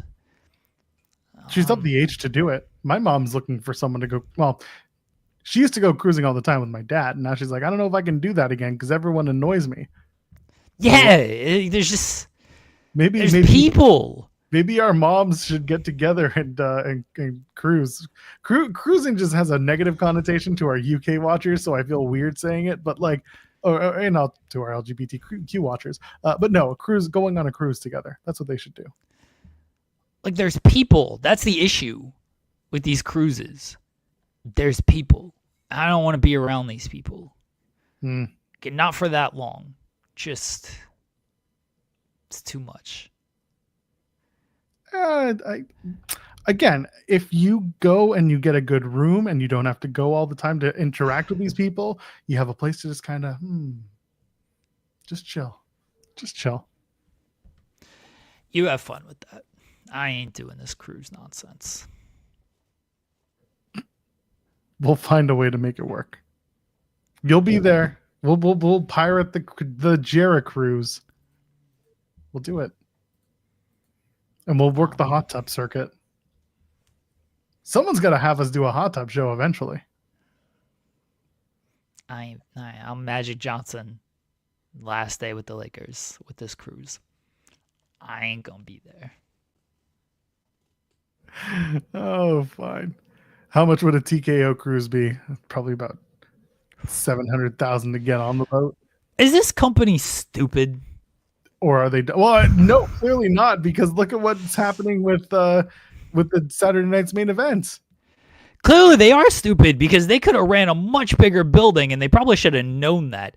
I love that they screwed up his final run so much that they were like, man, we're not even going to be able to run a stadium for this. We better just put this in an arena. And then they realized now with the ticket sales of like, oh shit, we could have run a stadium. Remember when this was announced? We all thought it was going to be a stadium. It's like, you can run a stadium for John Cena's last show. This is a big deal. John Cena's last match, it'll easily sell out a stadium. The demand for this is going to be insane. And they screwed it up so bad that they're like, we'll just run an arena in DC. Where the Commanders play, is that closed? That building? Is it closed? No, the Commanders play there. No. I mean, like the dome. Is it domed in and closed? Oh, who cares? Just play. No, going outside. Yeah, it's December in So? Washington. So? It's cold as hell. Deal with it. No, nice. No. Commanders It's Stadium. Northwest State. No, it's not domed. No, it's not dome. So that's why Oh you wait, can't run it. the new that's the new stadium when they have it later on. It's not built yet, apparently. It's December, and So the NFL season is on. Where would they go? I love how it had to be DC. It never had to be DC. No, DC just paid the most amount of money. That's the only right, reason. and some other city would have paid more money if they were getting a stadium show. But I don't know if that's how it was positioned. Like if it was positioned as can it be a stadium show? I don't That's know how it should have been positioned. That's the point. I don't disagree with you, but my point is like, did TKO say like do you want John Cena's last match event? And they were just like, yes, but then there was no more conversation after that. Was it which venue would you run? What would work? Like what? I'm curious about the negotiations and the logistics behind it because, like you said, this could have been in a stadium, and I agree with that. The way that they screwed up this entire retirement run has been it's a separate conversation, but it clearly plays into what we're looking at for December. I'm of two mindsets. It's like, yes, could have filled the stadium, could have done great. At least, okay. I see a lot of people being like, this many people that are in the lineup to go and do this. We could have filled a stadium with this. 50,000 plus people in a lineup could easily be looking at how much tickets are and just like wondering if I could do this. And of that, like how many are actually pulling the trigger to buy tickets? That's a different conversation because you can only have so many tickets bought. I don't think 50,000 people would have been buying tickets right away at the prices that they were expected to pay. I think this is the pre-sale. I understand that, but I think some people just wanted to know if they could. They could have easily gotten 45 to 50 in a stadium for this. Instead, they're going to do 20 in this arena. They're still going to make a shit ton of money because people are still paying the balance of the price that would have been to scale for a stadium show. They could have done a stadium here. They should have done a stadium. Everyone, remember when it was first announced, like, oh, Fenway, that's where they're going to do this at. They could have easily done a stadium for this. I don't disagree. They've screwed this whole thing up. Well, yeah, I mean, that's kind of par for the course. That's been the entirety of his retirement run. It's been screwed since the beginning. It's never been much. But John's gonna have his last match, and the dignitaries will eat it up, and people will hopefully eat the dignitaries. Take that as you will. Fenway in December. I don't care about this cold. Oh, it's too cold. Nut up. It's John Cena's last match. Who was talking about Fenway in December? Was that something legitimately being discussed, or was that something that people were just saying like, oh, Fenway in December would be great? I don't think anybody legitimately discussed a stadium. It was when John Cena's last match, when the whole retirement tour was announced, everybody speculated of like, oh, what are you going to do? Are you going to do a pay-per-view? Are you going to run a stadium? Where's it going to be? And one thing people landed on as speculation. Nothing was officially announced until it was officially announced. But people landed on, oh, what about Fenway? Because Boston, you do a stadium. You know, people thought it might be a pay-per-view that they would build around. Then it just turns out it's Saturday night's main event. It all just seems botched. Like you're putting it on Saturday night's main event, which is just on Peacock. It's not even on NBC at this point because they screwed over the NBC deal by trying to run against AEW, and Goldberg's last match didn't draw anything. So they didn't even get this thing on NBC. It's not a pay-per-view. It's just Saturday night's main event on Peacock. Now they don't even have the Peacock deal to continue to promote it unless you're watching the NXT PLEs. Hopefully they promote it on like the Sunday Night Football games, but I don't know if that's going to happen. You know, I watch Sunday Night Football every single week, and it ain't like I haven't seen anything for it. Maybe I missed it. Very possible I missed it, but they haven't promoted it there. So it's on Saturday night's main event. It's at an arena in DC. I understand DC paid for it and everything. Again, I don't know how this was presented of where would some other city had paid more if they're like, oh, it's a stadium pay-per-view? Yeah, we'll pay top dollar for that. DC was like, oh, it's just an arena Saturday night's main event. Okay, we'll pay this. They could have gotten so much more out of this. For a company that loves money and loves bleeding fans dry, they didn't do it here. But they didn't do it not because they didn't want to. I'm sure they would have wanted to if they could have. They just screwed it up and didn't think it was going to be as big of a deal as everyone knew it was going to be. It's John Cena's last match. It's John Cena, the face of the company for 20 years. The guy you call on your television show the greatest of all time. The person who has the world title record in your company. And you thought an arena show on Saturday night's main event was the proper setting for his last match. You guys are fucking dumb. They're going to make so much money on stupid shit. It's crazy. They're going to have like, look at John Cena, $500.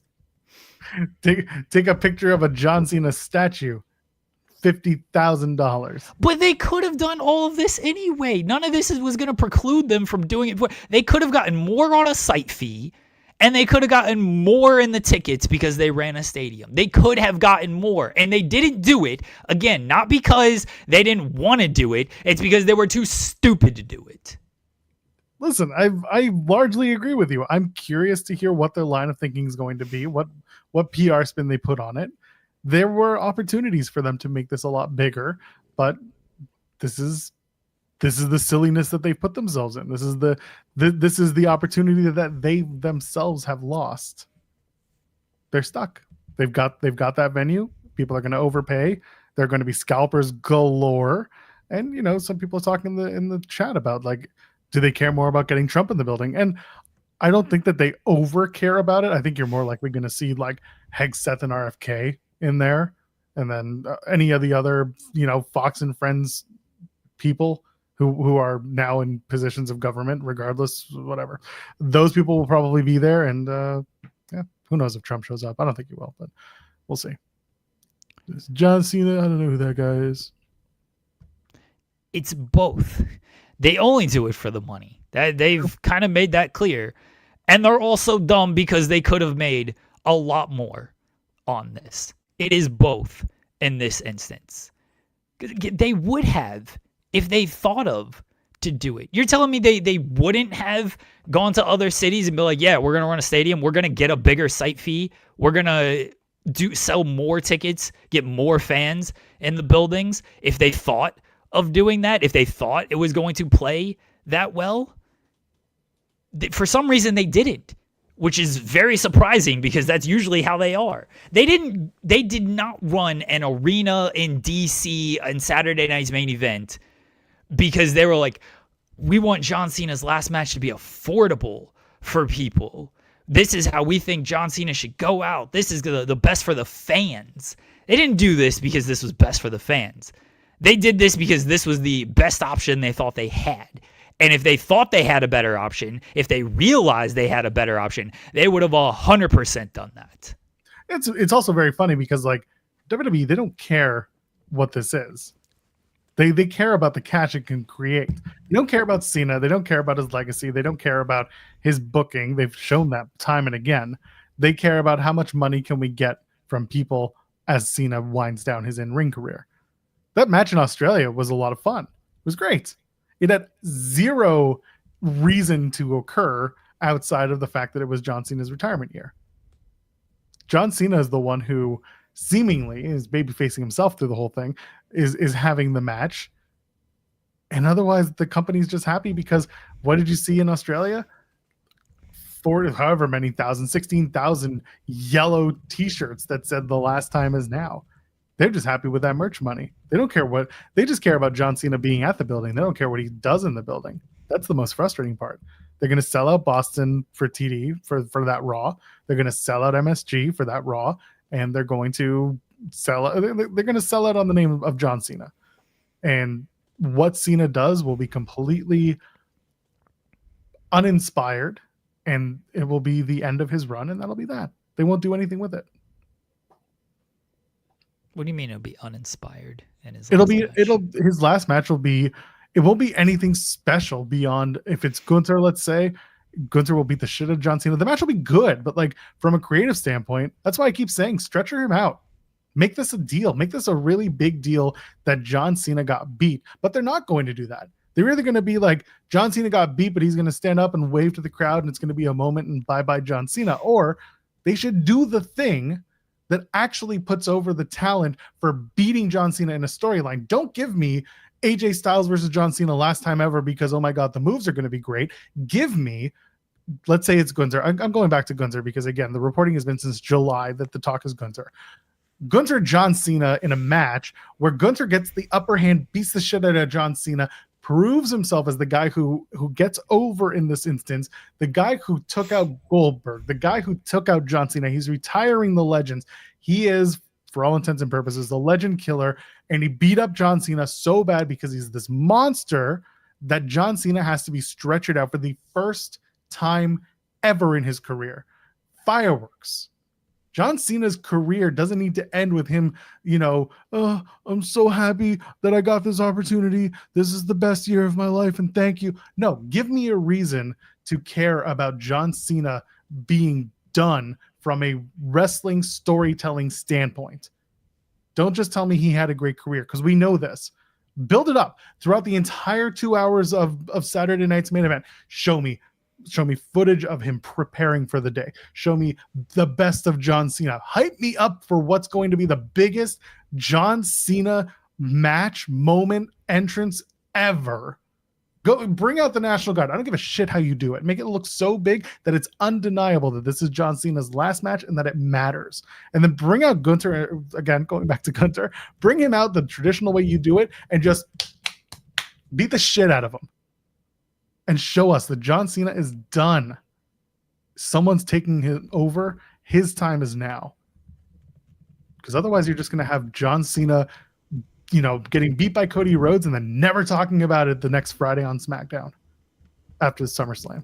Just moving on. Doesn't matter. Just move on. Don't talk about it. Give me a reason to care that John Cena got beat. Beat badly. This all sounds fine, except they ain't gonna do it. I get it. They just did this. I realize it wasn't stretched out, but they just did this with Brock Lesnar. And so you've already stepped on your own beatdown by just doing this with Brock. Unless you're building Gunther and Brock for Mania and Gunther's going to win there, which may not happen. Like, I get where you're coming from on they do a story with Gunther. I don't have any faith that they know how to follow something like that up.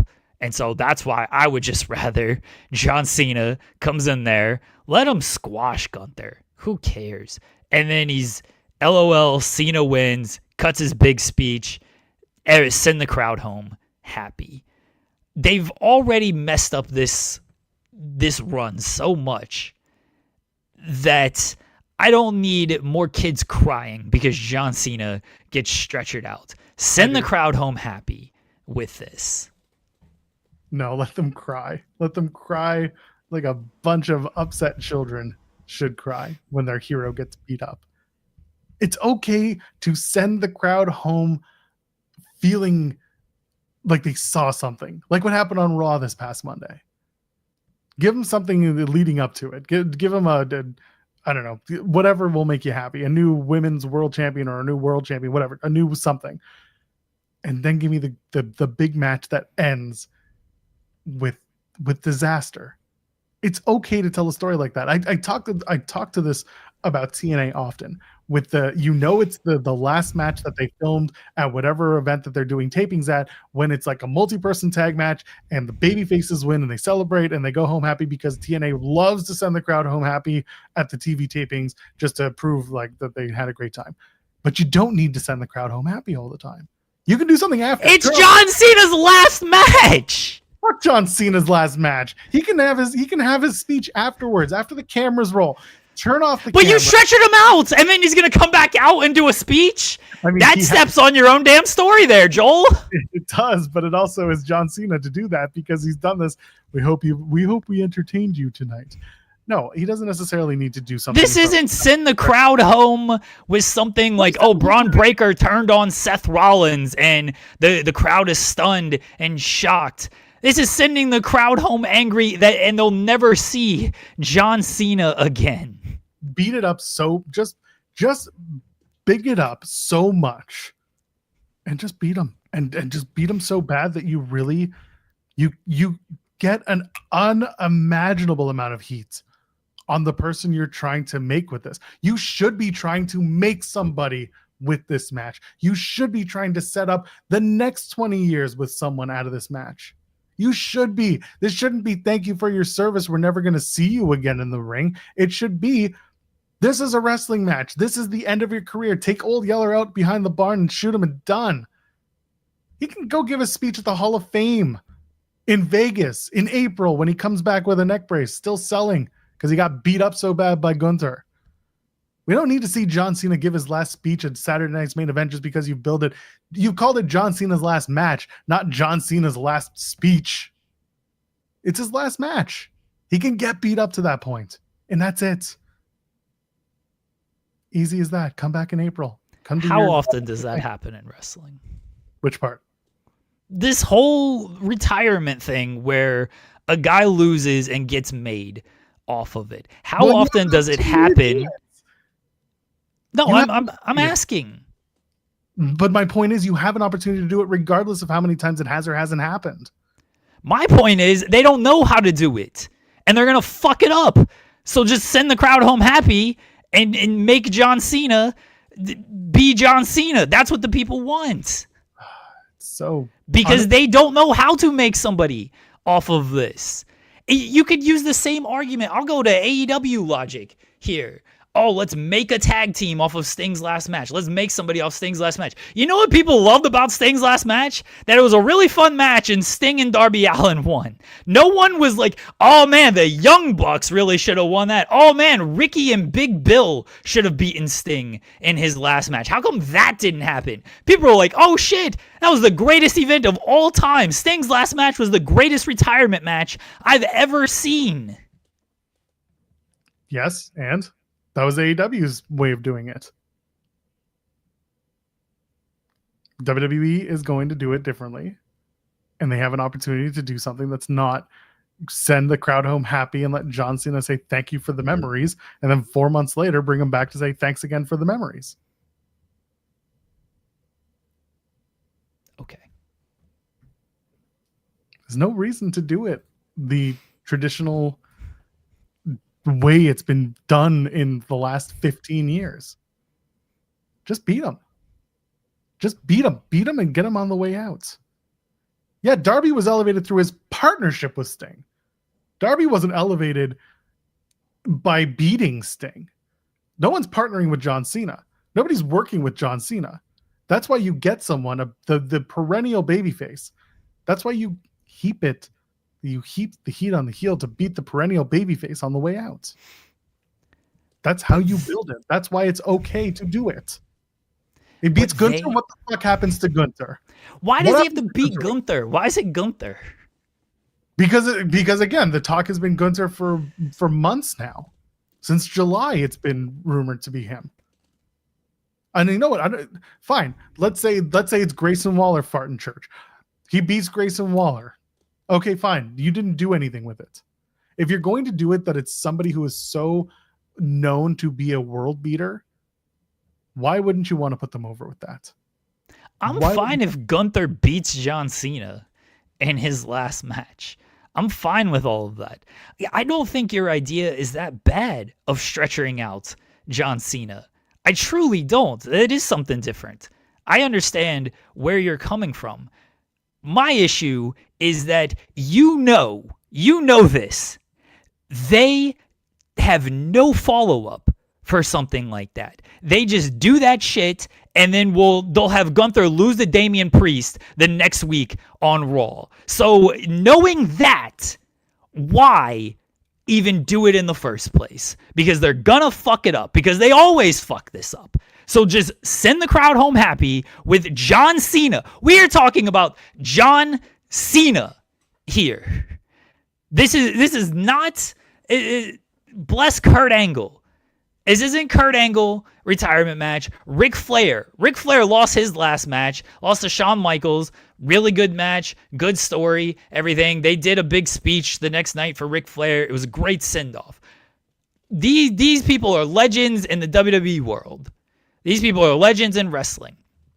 John Cena, legitimately, all things considered, longevity, accolades, box office, he is the top person. Oh, it's him, it's Hogan, Austin, and Rock. Those are the four. When you factor in everything that comes to wrestling, John Cena is there. If I had any faith that they could do a stretcher angle and they could put the heat and they could make the next guy and everything, then I'd say, yeah, sure. Go with that route. They have no track record of being able to pull that off. And after the year they've had with this whole retirement tour, I certainly don't have faith that they're going to do that in the last match. And the fact that they've already did something like this with Brock Lesnar beating up John Cena in that way. And you saw how the crowd reacted to that. Crowd wasn't very happy with that. It led to a C+ pay-per-view. Crowd was pretty pissed off at all of that. There's no actual faith that they can pull this off. So just have John Cena win. Send everyone home happy. I don't care if he gives a speech or not. Does great. If he just celebrates, great. Whatever. But they can't pull off a stretcher angle and making the guy with all that. They can't do it. And you know this, Joel. You know this. The last time they arguably did something even close to this would have been Brock beating the Streak. Because Brock did become another level of wrestler in WWE. He hit a different stratosphere, did something unimaginable. He was 38 when he did it, 37, 38. Going back to Gunther, he is 38 now. To do that to him at this age potentially sets up the opportunity to continue doing that with him down the line, because Brock Lesnar at 48 is not going to be around forever. You'll need new beasts. Yes, you have Braun Breaker. He's 27. You have unstoppable monsters, and Gunther is one of those people. You could turn into an unstoppable monster. That's why I go back to what you do with John Cena, because much like what they did with The Undertaker at 30, they made it a moment. They made it a thing. And I'm not saying that right away Gunther's going to be unstoppable.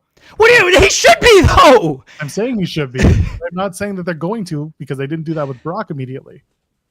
They kind of did, because Brock then squashed Cena at SummerSlam, and that was actually the correct move. Here's do it again. So you do it again at the Rumble, and you bring up, and Gunther goes through the Rumble.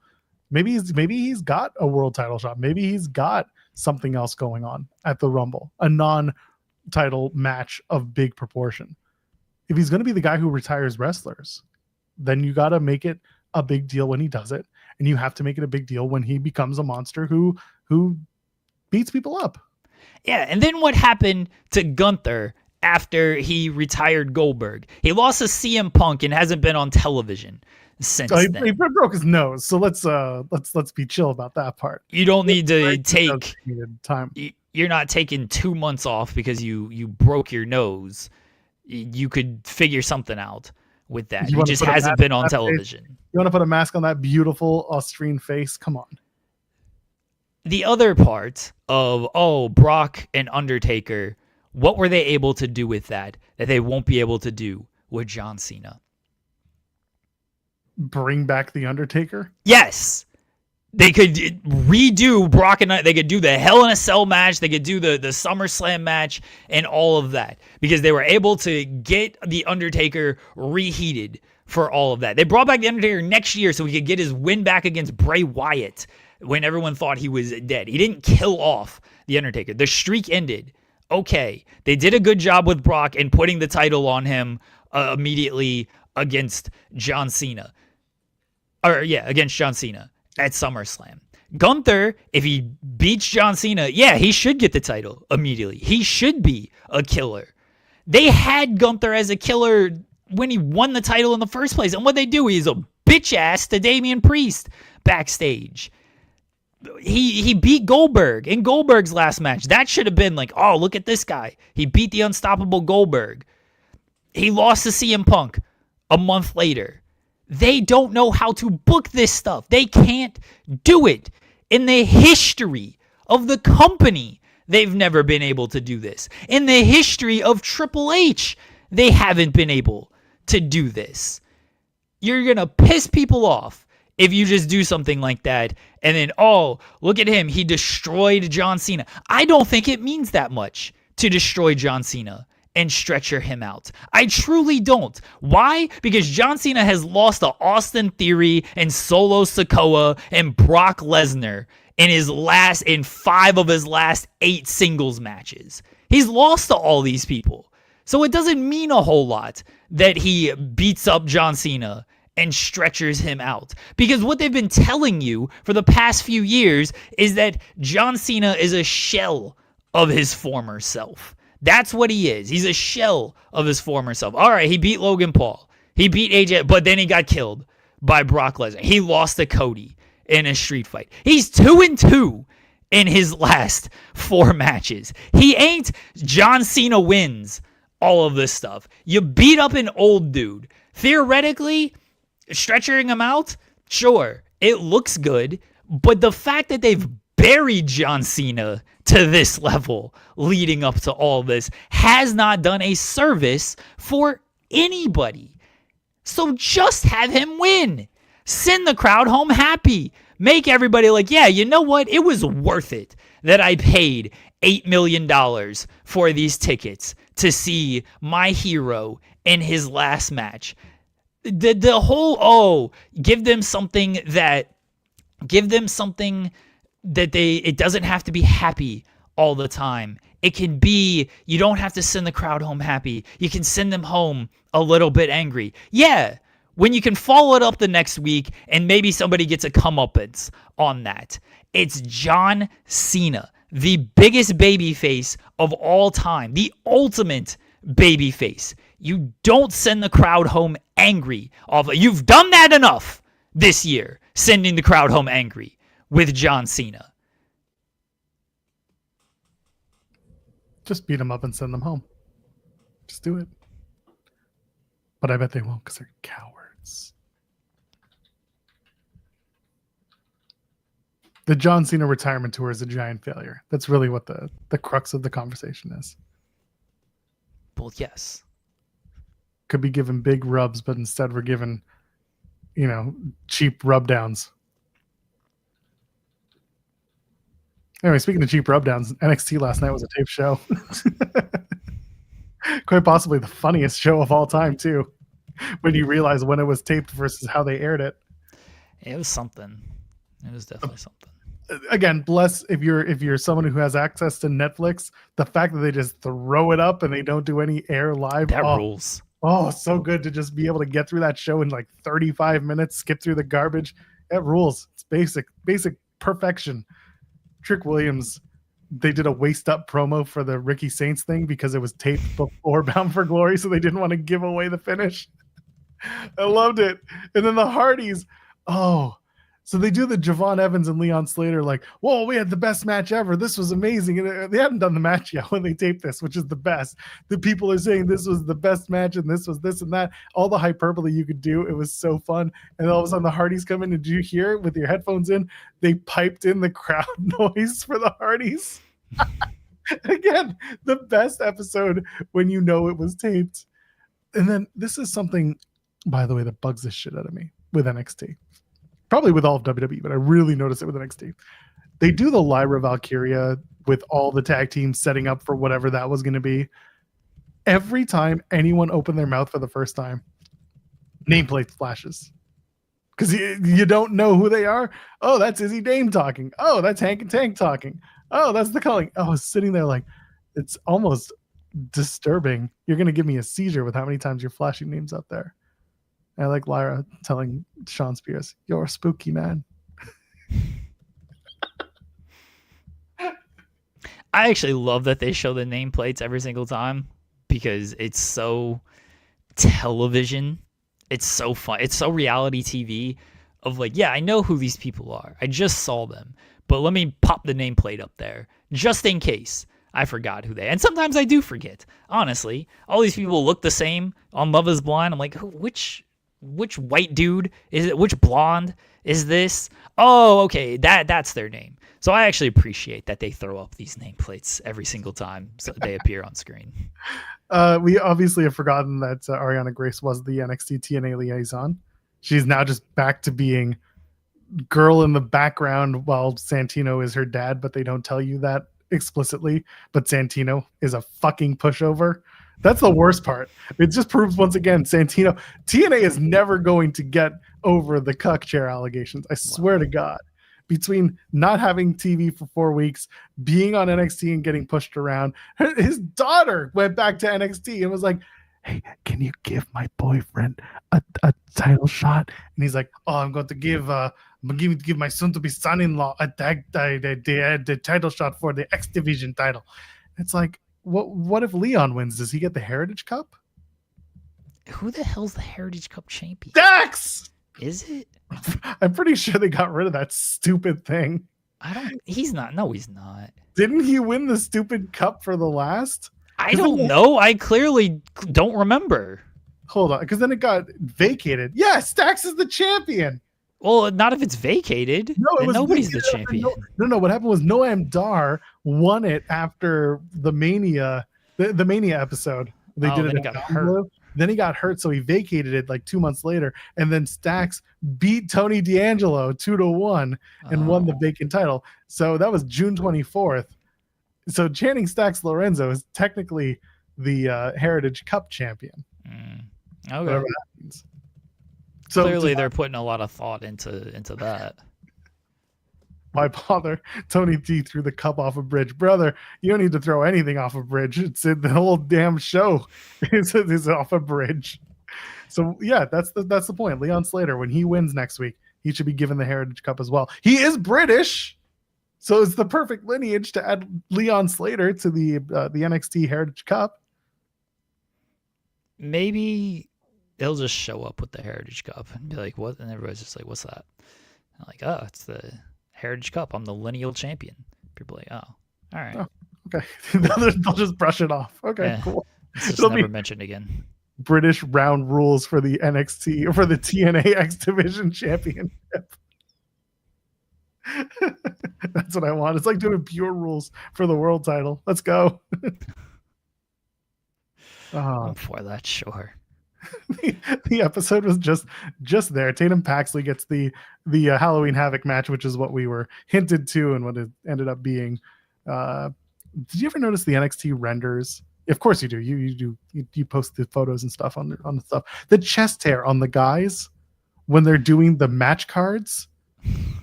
Very weird. I don't notice that. I do notice that like they do those women dirty.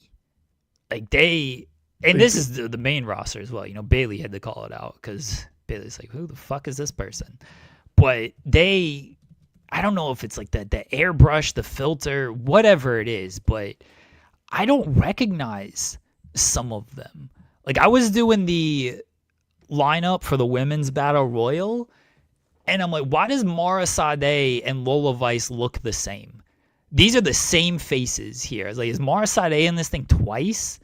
There was one, Jada Parker. She had one like a few months ago. She was white. They made her just completely white. I was like, who is this? They do these women dirty with these renders. They really do, and it's not fair to them because they don't look anything like that, like you said. But just the match cards, they do some sort of effect on the people on their photos, and it just makes them look cartoony. But it's like just like smeared all over the page. It's very strange. It's not good. But yeah, NXT last night was a show.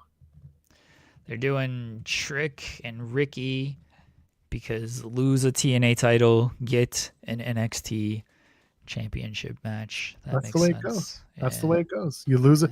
Look at what they're doing for the tag titles over on Raw, right? AJ Lee gets the tag title shot. They're big old losers. Yeah. Brooke, I mean, at least AJ just lost a singles match, and like they did win that tag match the other week, so at least like there's some precedent there of like, oh, okay, they won the tag team match. It's cool. Like, he just lost the TNA title. Now he gets a NXT title shot. Yeah, it'll be fine. It's just just giving Trick a tag title match. Or sorry, giving Trick a world title match. Isn't he, though? He should be back of the line. That's what Ricky should tell him. Get your ass to the back of the line. Yeah. Roxanne is somehow going to get a title shot after she lost a tag match, but she's going to win on Monday. She's going to beat the champion. And, well, at least if she wins, if she beats Vecker in a non-title match, then getting her a title match makes sense. Trick didn't win a match. He lost. True. He's a big old loser. And TNA is going to show you about how much he respects Santana after this. Because they're going to do a TNA Unreal Bound for Glory. Is that what's happening? I mean, I know that's what's happening, but like I haven't. They teased this video that they're going to release, which I assume is going to be like next week's episode of TNA is going to be this whole locker room Bound for Glory backstage bullshit. Why is that next week's episode? Why isn't it this week? Well, because this week they have to go through the After the Glory, which is all just post-match interviews and match clips. How long's that going to take? Well, you'd be surprised what they can do in an hour and a half. 2 hours with commercials. I didn't say it was good, but the way that TNA had kind of teased it was like it's soon, like it's coming soon, and they did the Slammiversary one, right? Yeah, that was a documentary that just aired on TNA Plus that no one watched. Yeah, it's true. But yeah, like, so the tweet that they sent at 10 o'clock when we went on the air was BFG, new champ, new era, everything you didn't see coming soon. So I have to assume that they're not going to air this as part of the TV this week. They'll probably air a teaser for it. And then the week after, because they got 4 weeks. They've got 4 weeks to kill until their next show, which is Turning Point, which I don't know what they're going to announce for matches. It'll be all digital exclusives. Steve Macklin's out here being like, I'm going to go to AAA. I'm going to go to Noah. Like, putting himself over. God bless. At least he's trying to do something with it. Everyone else is just like, I had such a great time at Bound for Glory, and I am so excited for what happens next. Macklin's just like, nah, fuck this. Let me get to work. At least he knows how to do this. Yeah, they're going to show something about Bound for Glory next week. No, I know why Ricky wants the match. It's logical as far as how they set it up. I still think Ricky should have told him, kick rocks, you're a loser. Like, but he's mad that he got walked out on and he wants his revenge. Just beat the guy up and get your revenge that way. Ricky doesn't care about this NXT TNA war. He's the champion. He doesn't care that he lost that match. He should care that he lost the match, but then he should be like, I want to face Santana. You can't beat me. Trick had to walk out for you to beat me. I was a 4-on-1. That's the only reason you beat me. I want to face you. I don't face Trick. Trick can get kick rocks. Get out of here.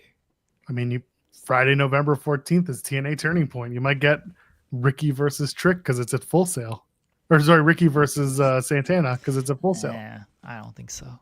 No, probably not. Do that. That's a Genesis main event. Ricky and Trick. And then Dark State can ruin it. That'd be hilarious, actually. Dark State stocks continue to rise. They're getting another title shot at Halloween Havoc. So Dark State stocks are up. You get massive heat, you get massive title returns. Last night's show was pre-taped, but they absolutely knew the creative going into it, which makes it even funnier when you think about it. Or enraging if you're that type of person who cares about professional wrestling in that way. Yeah, it was pre-taped, and Dark State beat up the Hardys. And that's a match happening in Halloween Havoc for just the NXT tag titles. So it's incredible that there is a pretty good chance that Dark State recaptures the tag titles. And that whole putting the NXT tag titles on Bound for Glory was like a thing. Just to have the Hardys carry both the tag titles. Well, the Hardys are the reason that show drew anything at Bound for Glory. So it was the reason for the biggest attendance ever. So yes, that's right. Thank you, Matt Lambert, over here. What a wild thing. You know what? That ruled. He's not wrong, but like there are certain things where you can just like, all right, let's rein it back just a little bit. Let's just chill out for a second. I heard I think it's amazing that the Hardys are like, out there until 3-4 in the morning signing these autographs, blah blah blah. But there's another side of the story. That is just the ineptitude of TNA from a logistical standpoint. You're selling these meet and greets. There should be no reason that these things go so late. And it's not like the Hardys are just hanging out backstage, out of the goodness of their heart, trying to sign these autographs. I get that they're positioning it like this, but also like there are people who have bought these things and pushed back and been like, this was a mess. There was a delete the line and they didn't actually get to delete the line. And there were people going from one table to the other, trying to get other autographs, and people were pulling other people into lines. And all of a sudden we were like three people back from where we were supposed to be. And they said, no, there's like a whole other line. There are stories out there of how this could be better or how it was mismanaged. So while the Hardys are huge draws, TNA really needs to figure out how to make it so that they're not taking advantage of the Hardys till like 3, 4, 5 in the morning for these stupid meet and greets afterwards. Do a pizza party. Those always work. Didn't they do that? They did like a brunch with the Hardys. They did a pizza party with the Hardys before, I think it was Genesis last year. So bring it back, baby. Okay. Let's get some of that Texas. Texas is known for pizza, right? That's what they're known for? I don't think so, but okay. Maybe. Party, pizza party. They can be known for pizza if they want it to be known for pizza. Like, does anybody like really have a lock on pizza? Is that a thing? Who has a lock on pizza?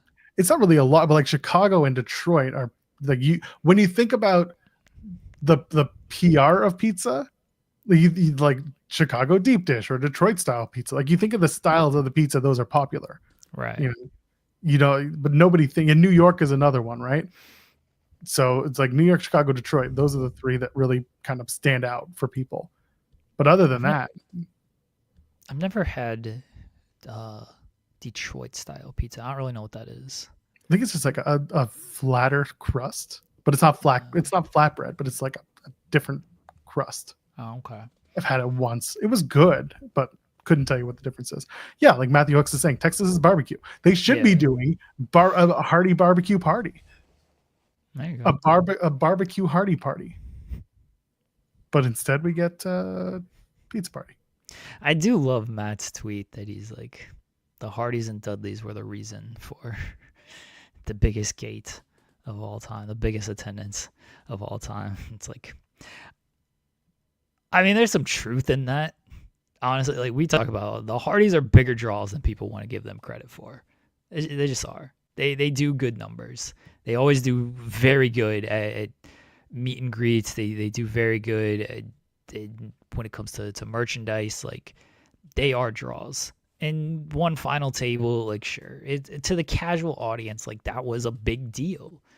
But it's also, it's like, way to just be like, yeah, the rest of the show sucked. We were the reason for. He pulled it back. He's already tweeted. See, has he? Okay. Somebody tweeted like, I wouldn't have gone to the show if it wasn't for this match. I'm glad I did.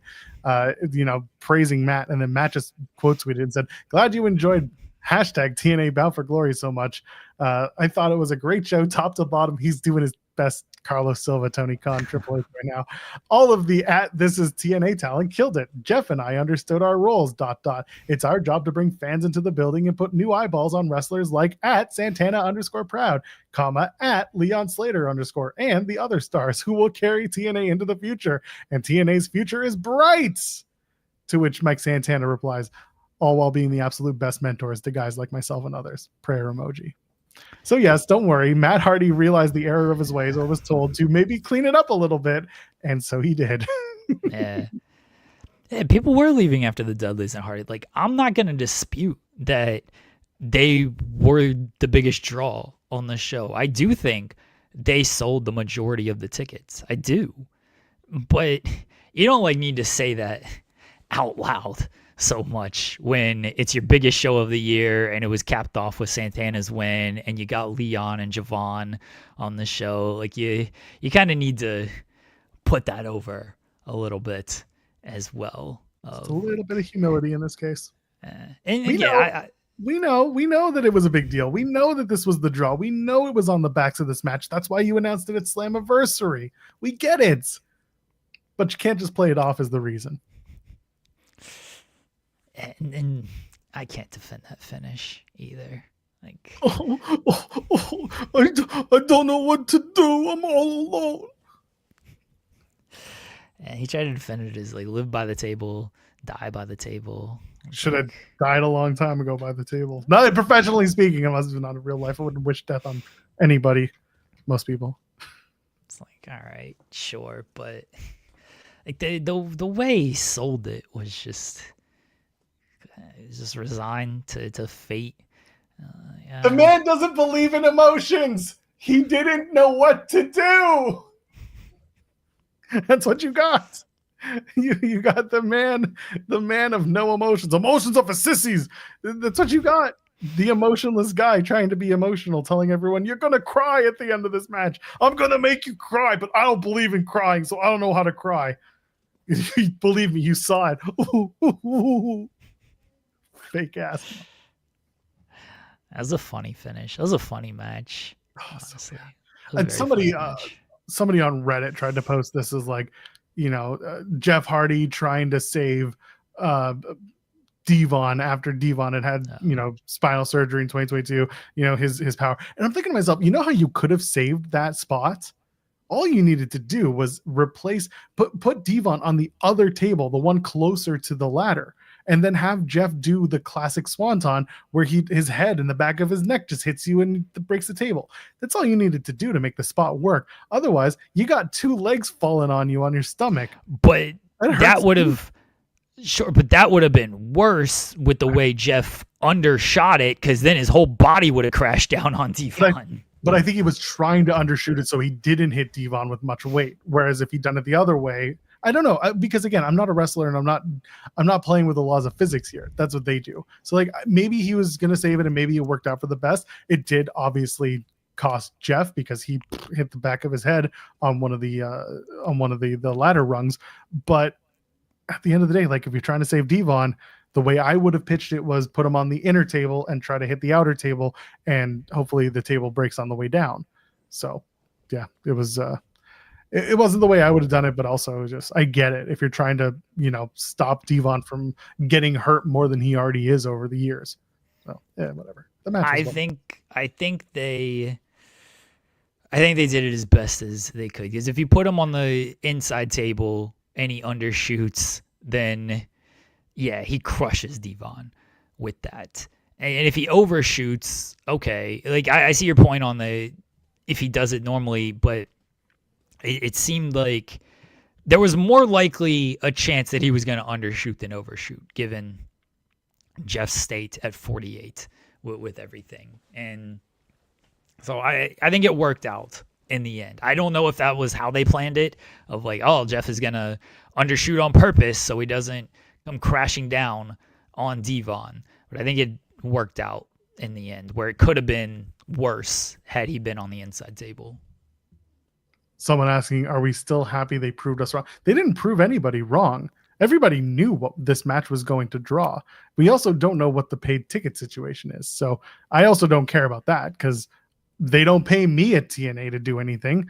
I cover the show. I think it was I think the match was good to have on the show, but it was bad to have when you were crowning a new world champion on the same show. I've made that same point time and again. The match was fine. The placement and timing of it, given what you had other things to do with, that's what faltered. That's where the problem was. Anyway, that's it. Russell Westbrook has signed with the Kings. I was just texting Sammer. I did see that. Someone in the chat had mentioned that. Sports and things. Oh, okay. They proved people wrong. That I'm glad it sold out. I want TNA to do well. This is not I don't want TNA to do.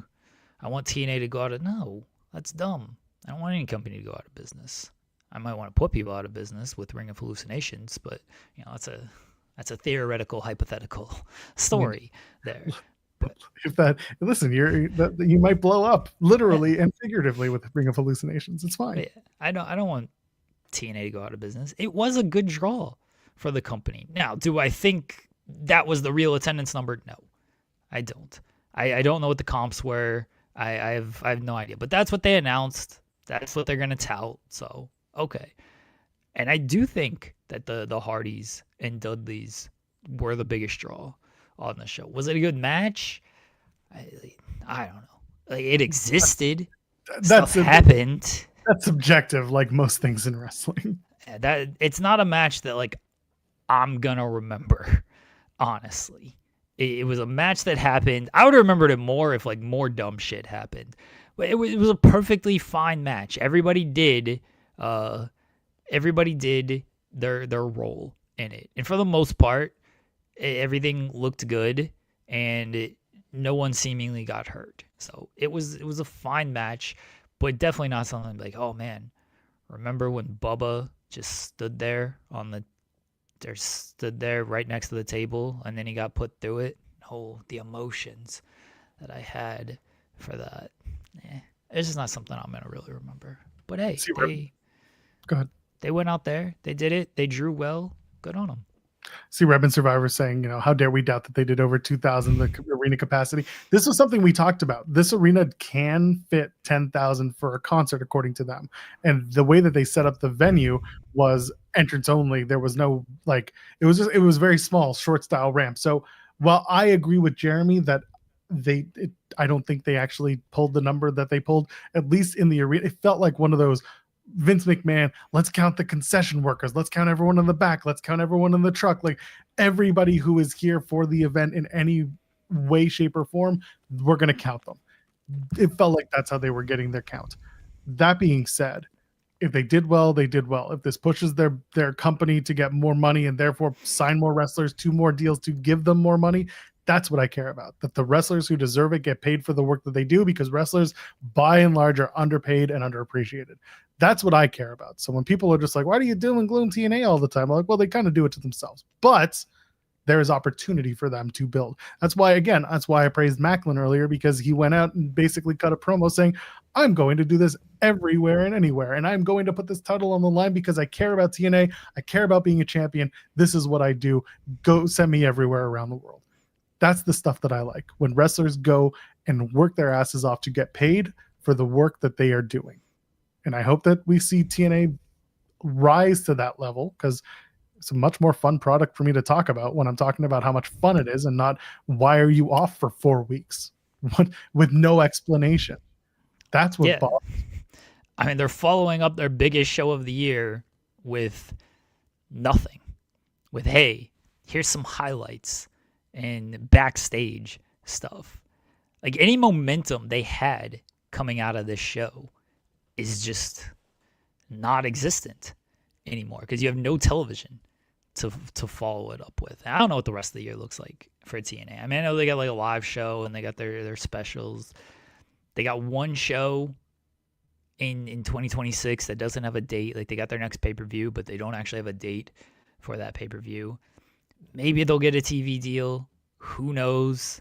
They were supposed to. It was supposed to be closed at Bound for Glory. At least that was the hope. It wasn't. That was never like official, but the hope was they were going to close it for Bound for Glory, and it didn't happen, which doesn't give me the most optimism on things.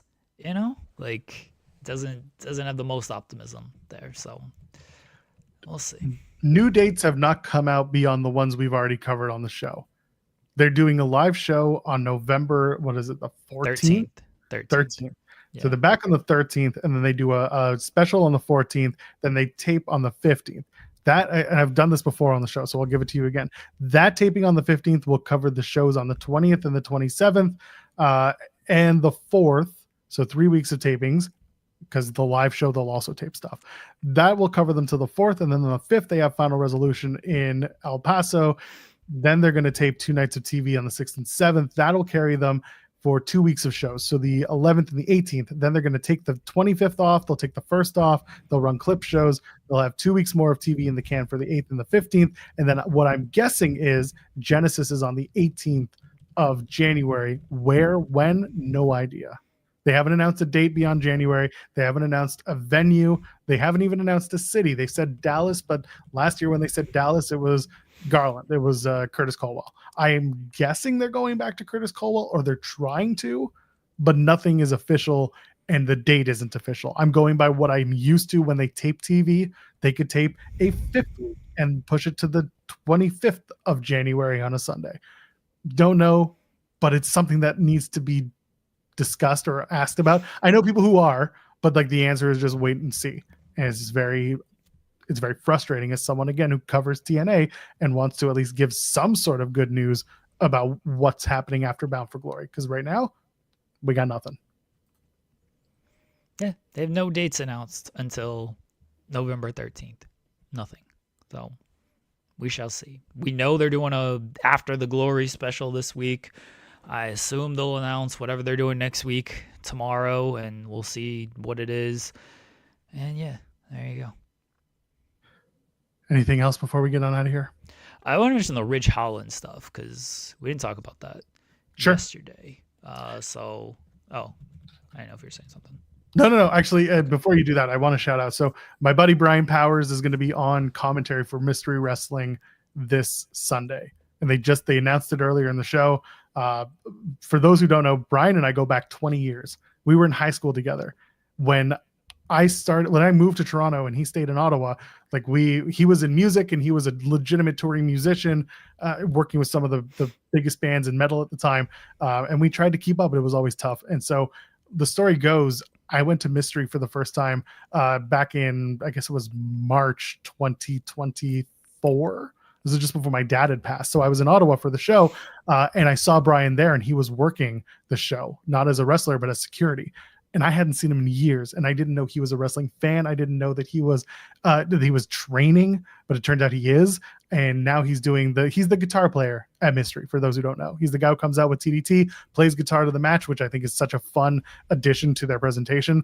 And again, just shout out to Brian, because he's doing some really cool stuff, and he's trying his balls off in wrestling to do something and to train and work for it.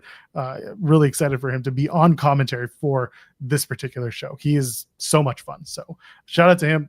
Mystery Wrestling is this Sunday on their Twitch channel. So get to that. And you want to talk about Ridge Holland on Select? Go ahead. We should have Brian on the show. I want to have him on. I am nervous, not because of him, because I don't want to get heat on him, because he's still training. He's not technically wrestling much. So I don't want other people to think that we give him more because he's new. I don't want to get him heat for being platformed as the new guy. That's all. Let's talk about commentary and music. I mean, we could probably get him on for this one now that he's officially doing the commentary role. Our platform ain't that we are big, Jeremy. Viable to be like, oh, why is this guy doing? If people get mad that people appear on you can come on our show too. All right? You want to be on our show? Send me a message. I have no problem with anybody who wants to be on our show. Just because you've known him for 20 years. It's not like we're bringing him in here of like, hey, this new guy, we're going to put him on our show. No. I don't feel like this is going to get him any type of heat. All right. Listen, I'm not against it. I just want to make sure I won't get him heat. I will ask him. Okay. I will invite him. All right. He knows he's welcome. Okay. I just don't want to tell old stories of our past. We haven't heard these stories. I know that's the problem. I'm talking of our past, mine and Brian's. Yeah. We haven't heard. He's absolutely real. Henry, go watch any Mystery Wrestling. Well, that doesn't mean you're friends with him just because he's real. That is fair. There are photos of us somewhere. Your friendship might not be. We need him on the show to prove that your friendship is real. That is true. That's true. Yeah. All right, go ahead. So Ridge Holland announced that his deal is up on November 14th and WWE's not going to renew his contract. Ridge suffered a Lindsfrank injury at the TNA tapings last month against Moose, and he's still sidelined for, he says, another 6 months. WWE will pay for his rehab, but he obviously will not be getting paid past his deal. It's not even like a 30-day, 90-day thing because it's not a release. His deal is expiring. So after November 14th, he will not have the weekly, bi-weekly, monthly check coming in. So this is from Fightful Select, a little further information on this. There were many fans who acted as if paying for rehab was a goodwill gesture. However, Ridge Holland was injured while working a TNA booking that was part of his WWE contract. Not paying for his rehab would have likely been a successful lawsuit on Ridge's part. Beyond that, reports emerged from Wrestling Observer that Ridge was on NXT money, which is accurate. Fightful Select has learned that Ridge's original main roster deal was up in November 2024. He was offered a 1-year extension at about $200,000 less that he had been making and accepted it. So that means his deal is going to be up mid-November this year. We're told that Ridge wasn't paid extra as part of the TNA talent exchange that saw him get injured. WWE talent that we spoke with were universally disappointed with Ridge was not being paid while injured. One veteran WWE male talent said that this would have never happened pre-pandemic and that this is a significant concern for many on the roster. What is this company with this kind of stuff? They did this to Anderson and Gallows. Anderson, not just Gallows, but like they did this to Anderson. He was out injured and they released him. Now he got still paid 90% or 90 days. So there's at least that. And he was able, like, he was coming back at that. I think the timeline actually worked out okay for Anderson, but still releasing him while he was injured was not a good look. And this is even worse, that you're not going to renew his contract. So he's out for 6 more months, which means for at least 5 to 6 months, he's not going to be able to make money because he can't take bookings, wrestling bookings. I guess he can do conventions if he wants to, but he can't take wrestling bookings during that time. So he's not going to get paid for any of that. You're paying for his rehab. Great. You should. He got injured on your watch on a match that you booked him for. That's common practice that you're going to pay for the guy's rehab, surgery, whatever it might be. That's what should happen. Just, what is this company? What are they doing? And I know when Tony Khan did this to Anthony Henry when he was out injured. He got injured at a DPW show. I believe it was a DPW show. I apologize if it was a different independent match. But he got injured on the indies. He did not get injured in an ROH or AEW match. And Tony released him. And there was big pushback on that, to the point that Tony was like, yeah, my bad. I fucked up. And re-signed them. And now they're on television at a decent stint or whatever. But still, Tony realized he screwed up. He re-signed them, paid for him while he was injured. I don't know if he paid for the rehab or anything, but at least paid him while he was injured because he was on a deal and made good on that. This was just, what? Why? Just sign him to a short extension so you can keep paying him. Sign him to a year extension, get less money if he's willing to take that. And then next year, when he's out, don't renew it. Fine. That's business. You're not going to renew the contract. Okay. But to do it while he's injured, when he got injured on a match that you booked and you're taking away his money now, yes, it would be better if they signed him to a 6 months extension just to pay him while he's still out, and then being like, okay, the 6 months is up, you're healthy, you're back. Okay, we're not going to renew after the 6 month extension. Okay, no problem. At least they still paid him while he was injured. And now that he's back, he can go get work. Instead, the man can't work for 6 months and he's not getting paid because you're deciding not to renew his contract. Shitty practices, man. Just shitty practices. It's greed. I 100% agree with you. I'm not, what I'm about to say is not pushing back because I believe it. It's literally just playing devil's advocate. And I do not think that this is the way any company, especially in sports, should run. It's very much a, hey, why don't we give him a 6 month stint? Well, because someone who has shares is going to ask them, hey, why are you paying this much instead of saving the money for us, for the shareholders? And then they'll get all pissy because this isn't John Cena who got injured. It is literally someone who is lower on the level of their depth chart. This, and again, I do not believe this as a good, this is not an answer that I would stand by or give or think is right. This is literally just the answer that they would have. We make they make record profits because they do shitty things. That's what it comes down to. To do the things that they should be doing from a logical, from a not just logical, but from a human standpoint, would make them a nonprofit. And they're not a nonprofit. They are very much a for-profit. Profits bigger than you'll ever see in your lifetime. They're going to Saudi. They're making millions upon hundreds of millions for the events. You're not going to get any good answer out of this. They've released the guy. He came out and said, my contract's going to be done November 14th. They're not going to pay me beyond that. I've got 5 kids and a mortgage and a family. Family being part of the 5 kids, not addition to the family. But the point of it being, he's got a life, and he's taken pay cuts before, and he's been what you want to call a loyal soldier. But this should be, again, a wake-up call to many wrestlers that your dream is not worth your savings going to shit. And this is speaking also as something like what I do right now with this show. I don't make a lot of money doing this. I would love to, but I do this for the dream, and I do this for the love of the game, if you will. This is a different situation with wrestlers, but I wish a lot of them would realize that their value is not tied to the dream. Their value is tied to their hard work and what they deserve based on the work that they do, not how the company perceives your value. And it's really shitty that Luke, former Ridge Holland, is dealing with it this way, or having to have it dealt this way, because he didn't do anything wrong. He was a good soldier straight through to the end. He took a pay cut for them. He went to TNA, for them because he wanted to be on TV. He didn't get paid additionally for it. It was just part of his date structure. Again, go back to the Fightful Select Report. He didn't get anything extra for working TNA. He was just said, hey, go do the shows and get paid on your downside. And he did it because he's a good soldier.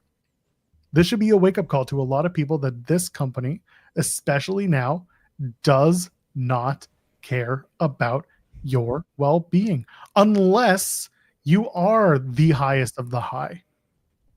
That's the only time you'll get it. And it sucks. The good soldier shit should have died a long time ago. Absolutely. Because but that's part of the training. That's part of the carny ass training that continues at the PC and other schools. Again, the ID schools, I'd love to hear what they do differently than what the PC would offer. I'd love to hear what they do different from, say, I'll use IWS in Montreal because they are a very popular school in Canada. I'd love to hear what they are teaching versus what I went to Knox Pro. I went to Knox Pro because they were in the news, but they're also not accredited anymore. But you go to an ID school, what are they teaching you versus what a well-known school is teaching you? A lot of them are teaching the good soldiership because, what's the old saying? Wrestling doesn't owe you anything. Well, no, wrestling does owe you something because you're putting marks on your body. You're giving yourself to this business, but this business does eventually need to give back to you beyond $50. It does get there. And I understand that you're playing devil's advocate with all the shareholders. See, if the shareholders are paying attention to a guy who is making $300,000 or whatever Ridge is making while he's injured, and be like, hey, why don't you cut this guy because he's making this much money when we can save that money for us. When they're making record profits, then the shareholders are just as bad when it comes to that kind of stuff. I don't think the shareholders are diving that deep into these wrestlers and how much they're making and hey, let's get this guy off TV. They don't know who Ridge Holland is. They don't know who half these wrestlers. That's probably even a low number. They don't know who 90% of these wrestlers are. You've listened to these calls, I think, Joel. I have.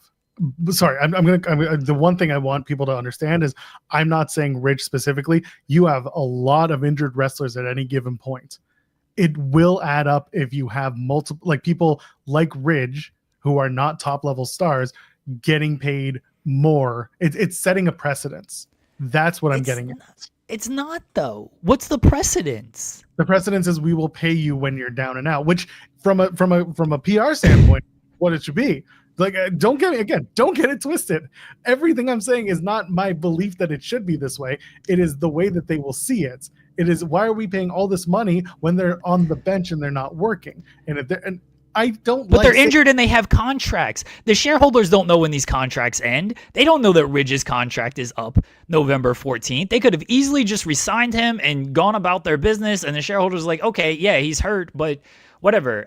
People get hurt in wrestling. People get hurt in all of sports. What Right. They're not going to be like, why'd you re-sign this guy? He's injured. Well, they don't know this stuff. But they can penny pinch their way out of having people ask that question. Say that again. They can penny pinch their way out of not having people ask that question by releasing them from these contracts so the question doesn't come up. But nobody is going to ask that question because they don't know that information. They don't know when the shareholders have no idea when these contracts come up. They don't know when people get re-signed and when they don't. Nobody's asking that. No one's asking because they do not know. And again, as I was saying before I kind of got off on a tangent, they don't care about that kind of stuff. They don't know how much money Roman Reigns is making and the Rock. They might know how much the Rock's making. He's going to say they probably have a Rock at least. They don't know how much John Cena is making, Cody Rhodes. They don't care about that. They never ask that kind of stuff. What are the stuff they ask? They ask about the TV deals. Can I get more color on when you got a deal in India? Can I get more color on if you're going to this place? How does the site fees affect you? Oh, you're going back to Las Vegas for WrestleMania. That's the stuff they ask about. They don't care about the creative at all. They probably could not have even told you that Ridge Holland was hurt. They don't know these things, these shareholders. So these questions were never going to get asked because this is not the stuff the shareholders actually care about. Yeah, it's fair. Again, I think they should get paid. I think they should be paid through an injury like this. I wholeheartedly agree. Once again, any way I took was a devil's advocate horseshit thought. No, I know. I'm reiterating the fact. It shouldn't be this way. This is their line of thinking is pinch every penny, and no one will ask. And look, when it comes to Ridge wasn't paid for his TNA dates and everything.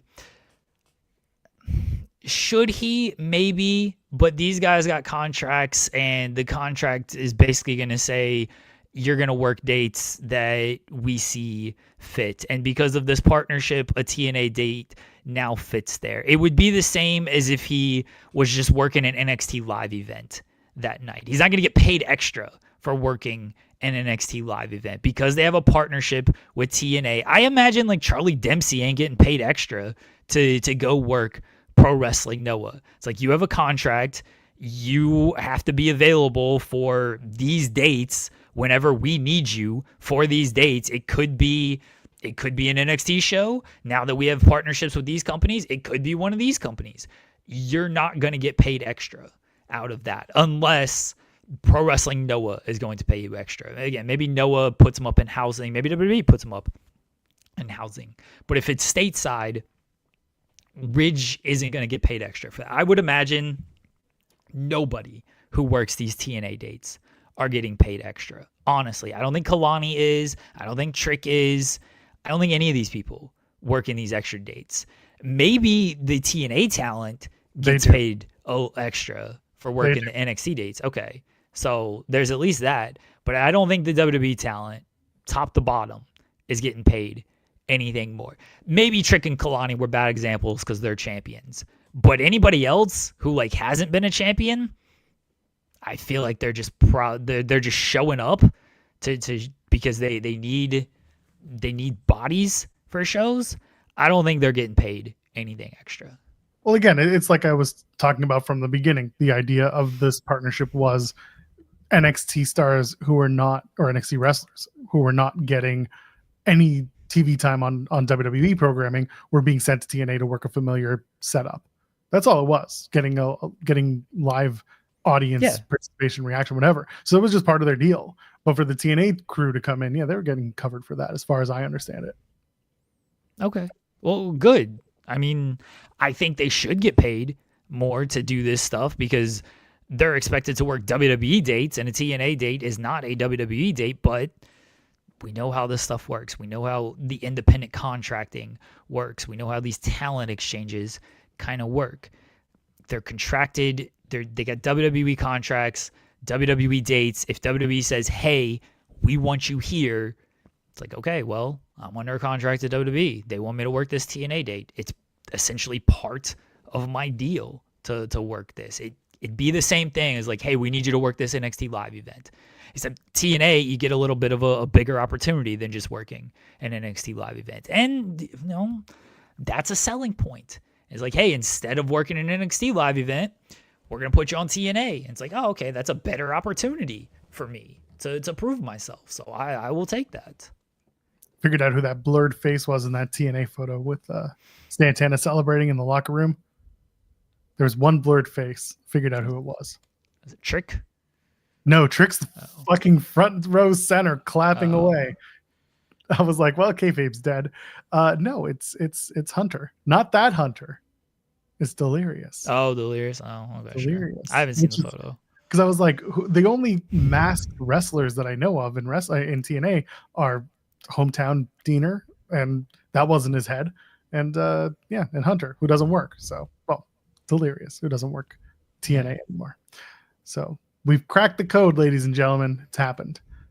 AEW Dynalision is tonight. We get excited for that one. 3 hours. 3 hours. From Kansas City, Missouri, in the Cable Dahmer Arena. Sky Blue, Jamie Hayter. This is hour 3 stuff. Sky Blue, Jamie Hayter. Claudio Castagnoli, Roderick Strong. Megan Bayne, Harley Cameron. Hurt Syndicate, GOA. That, to me, those 5 matches are hour 3. 5 matches? They're not putting 5 matches in hour 3? Sorry, 4 matches. 4 matches. One of them is a squash. Megan Bayne versus Harley Cameron. I don't think that's going to be a full-on squash. You think there'll be some fun? Yeah, they like Harley Cameron. Harley Cameron gives good showings. Oh, those the Hurt Syndicate GOA feels like that'll be like the last match of the night. That's a weird match to do. Like, why are you doing this tag team match and then you're doing another trios match at the pay-per-view, but we just saw them in a street fight? This just feels a little repetitive. It felt like it should have been over after the street fight. Now you're just going to do a trios match again, but you're also doing a tag team match beforehand. They should talk to Darby Allin about how to turn this into an I Quit match. It's just weird to me. Like, why are you doing so much repetitive booking with this? Yeah, it's unexpected. Orange Cassidy, Kyle O'Reilly take on Death Riders. That's Yuta and Danny Garcia. That will be the combination for those two. Maybe that's going to be the main event. That's 5 matches though in 1 hour. So I don't think so. I think it's more likely Hurt Syndicate and GOA are the last match on that card. The last match of the whole show? Yeah, because it's the 3rd hour. 3rd hour dies. It's counted differently. It's the 3rd hour. It will die, and they can put that as the main event for Collision because it is Collision. Your Max, by the way, if you're watching on Max, just like it happened to you, after 2 hours, it's going to cut off and you're going to have to go find it. So I'm telling you, Hurt Syndicate and GOA, I would not be surprised if that's the last match in 3 of the 3 hours. I don't think so. That match was on Dynamite last week, the street fight. Great, move it over to Collision for the next week. No, I don't think that's going to be the Collision main event, honestly. Do you think the trios title match with Hangman on commentary, that's going to be the main event? Of the whole show? No. Okay. No, do you think Kenny Omega and the Jurassic Express versus Mark Davis, Hechicero, and Josh Alexander, that could be the Collision main event? Collision Kenny, and then Andrade comes back to set up the match for... Sorry, I almost got there, but then I realized, once again, Andrade is booked. I think that Roddy and Claudio could be the main event, or the Orange Cassidy tag team match. Those feel more like, hey, these are like important matches, but don't have a big bearing on the pay-per-view type of matches, so we could just put them at 11 o'clock where people have probably tuned off. Because like we mentioned, like I'm sure something will get added. Truthfully, what they'll probably add is they'll probably add a trios match with Claudio, Garcia, and Yuta against Cassidy, O'Reilly, and Strong. Maybe you throw in Pac and Tomohiro Ishii and do an 8-man tag. Oh, all-star 8-man tag. Yeah, you add that to Wrestle Dream. I could 100% see that, but those right now, those 6 guys have no bearing on the pay-per-view. So typically, I mean, what they do for last month before All Out, the main event of that. That was September to Remember, so they did the 3-hour show too. Yeah, what was the main event of that show? You were there, weren't you? Did you go to September to Remember? But at that point, I was out. That was the Josh Alexander tag match. They did the tag match to get into Wrestle Dream. Josh Alexander and Hechicero versus Top Flight. Yeah, Top Flight. Like that was and that was all just to do the finish with Kyle and Hangman. Right. So what I'm saying is essentially they don't have much going on in there. Like they did that match, yes, to do Hangman and Fletcher at the end. So maybe they do Joe, but it just feels like that last hour they put stuff that is kind of nondescript when it comes to pay-per-view bearing. And Roddy, Claudio, OC, O'Reilly against Death Riders. Maybe that leads into Darby and Mox at the end with the no physicality thing. But that's what feels like is going to be kind of final hour stuff. Yeah, you got Darby and Moxley doing the face-to-face, and Chris Statlander and Tony Storm have their famous last words. Those are also on the card, Talkie Talk segments. I don't know, man. It's again, that 3rd hour. I agree with you that you can do a Death Riders thing because it encompasses the rest of what the show's doing or what they're doing at Wrestle Dream. But yeah, I don't know. I don't know what the goal of tonight's show is other than watch Wrestle Dream. And well, that's the goal. Sell people on the pay-per-view. I guess you've got 8 matches plus 2 tailgate brawl matches announced. So like you do have enough. They'll probably add one. They'll probably add one more. Although I don't really know what else other than I just told you. No. You're talking about that on the pre-show. I mean, it could be on the pay-per-view. You've got 2 matches on the tailgate brawl. I would stick to that. But then again, it's the tailgate brawl, so they'll add 2 more matches like at the show. Yeah, that's what tailgate brawl. They did how many matches? They did 4 matches. They did 4 because they added that random frat house match. Oh yeah, that was. I mean, and they just added the ops against the Workhorsemen, which was very much a, hey, here's a match for the sake of They'll add more matches to this. They like getting guys on TV. Like they'll add like Roosh and Sammy beating the shit out of somebody to tailgate brawl. So that's the other thing. That's why the trios title might actually be on the 3rd hour because it is LFI and the ops. Yeah, and then you go into a Joe and Hangman fight to end the show. Yeah, that's possible. That could be that. So it could be that, and then the main event of Dynamite is Kenny and Jurassic Express and whatever happens there with Davis, Hechicero, and Alexander. Although again, those 3 names are very much a 3rd hour group. It's a card tonight. Yeah. It'll be a fun night of wrestling. It's just I wonder how they tie it all together to get you excited for the pay-per-view. On paper, the show looks like fun both tonight and Saturday. But it's like how are we going to connect it to make you excited for Saturday? Yeah. We'll see. Well, I think it'll be a good show. I'm looking forward to Saturday's show overall. But I think it'll be a fun show tonight. The 3-hour shows are just they're a little much because the last hour just kind of drags as far as importance and everything. Like it's just here's some matches with not a whole lot of bearing. And like this card is fine. The in-ring stuff will be good. I know the in-ring stuff will be good, but there's nothing on this card that's like, oh man, this is something like I'm really excited for. Kenny and Jurassic Express against Don Callis is probably the match I'm most excited for. Roddy and Claudio is going to be the best match, I would imagine. But there aren't like real high stakes to that match. It's gonna be great, but it's not like I'm like, oh man, Roddy and Claudio. This is something that there's a big beef between the two that I can sink my teeth into. Yeah, so we'll see what tonight looks like. I'm curious about the Jurassic Express stuff. I saw there was a thread that went on from Squared Circle not too long ago that I really enjoyed. It was about how Jungle Jack hasn't changed. He's actually just still the big piece of shit that he is, but now he's brought Luchasaurus around, and the story is going to turn into the rebirth of Luchasaurus as his own person. The dinosaur set free and blah blah blah, and Jack Perry's coming of being a total piece of shit. So we'll see where that goes. I look forward to tonight's Jack show. Perry stabs some people. He's got the knife. It's right on his side. Start shanking. What are we doing? It's time. Anyway, anything else before we go? We went long today because I started late. Yeah, we're here for the people. Well, I'm here because I'm contractually obligated most time. Okay. Anyway, tomorrow, 10 a.m. Eastern, Jeremy SB3 talking about Dynamite and whatever else happens. I'm sure you'll talk about the Westbrook trade, among other NBA news that might It's not a drop. trade, it's a signing. Was it a signing? Sorry, you're right, because the season just started.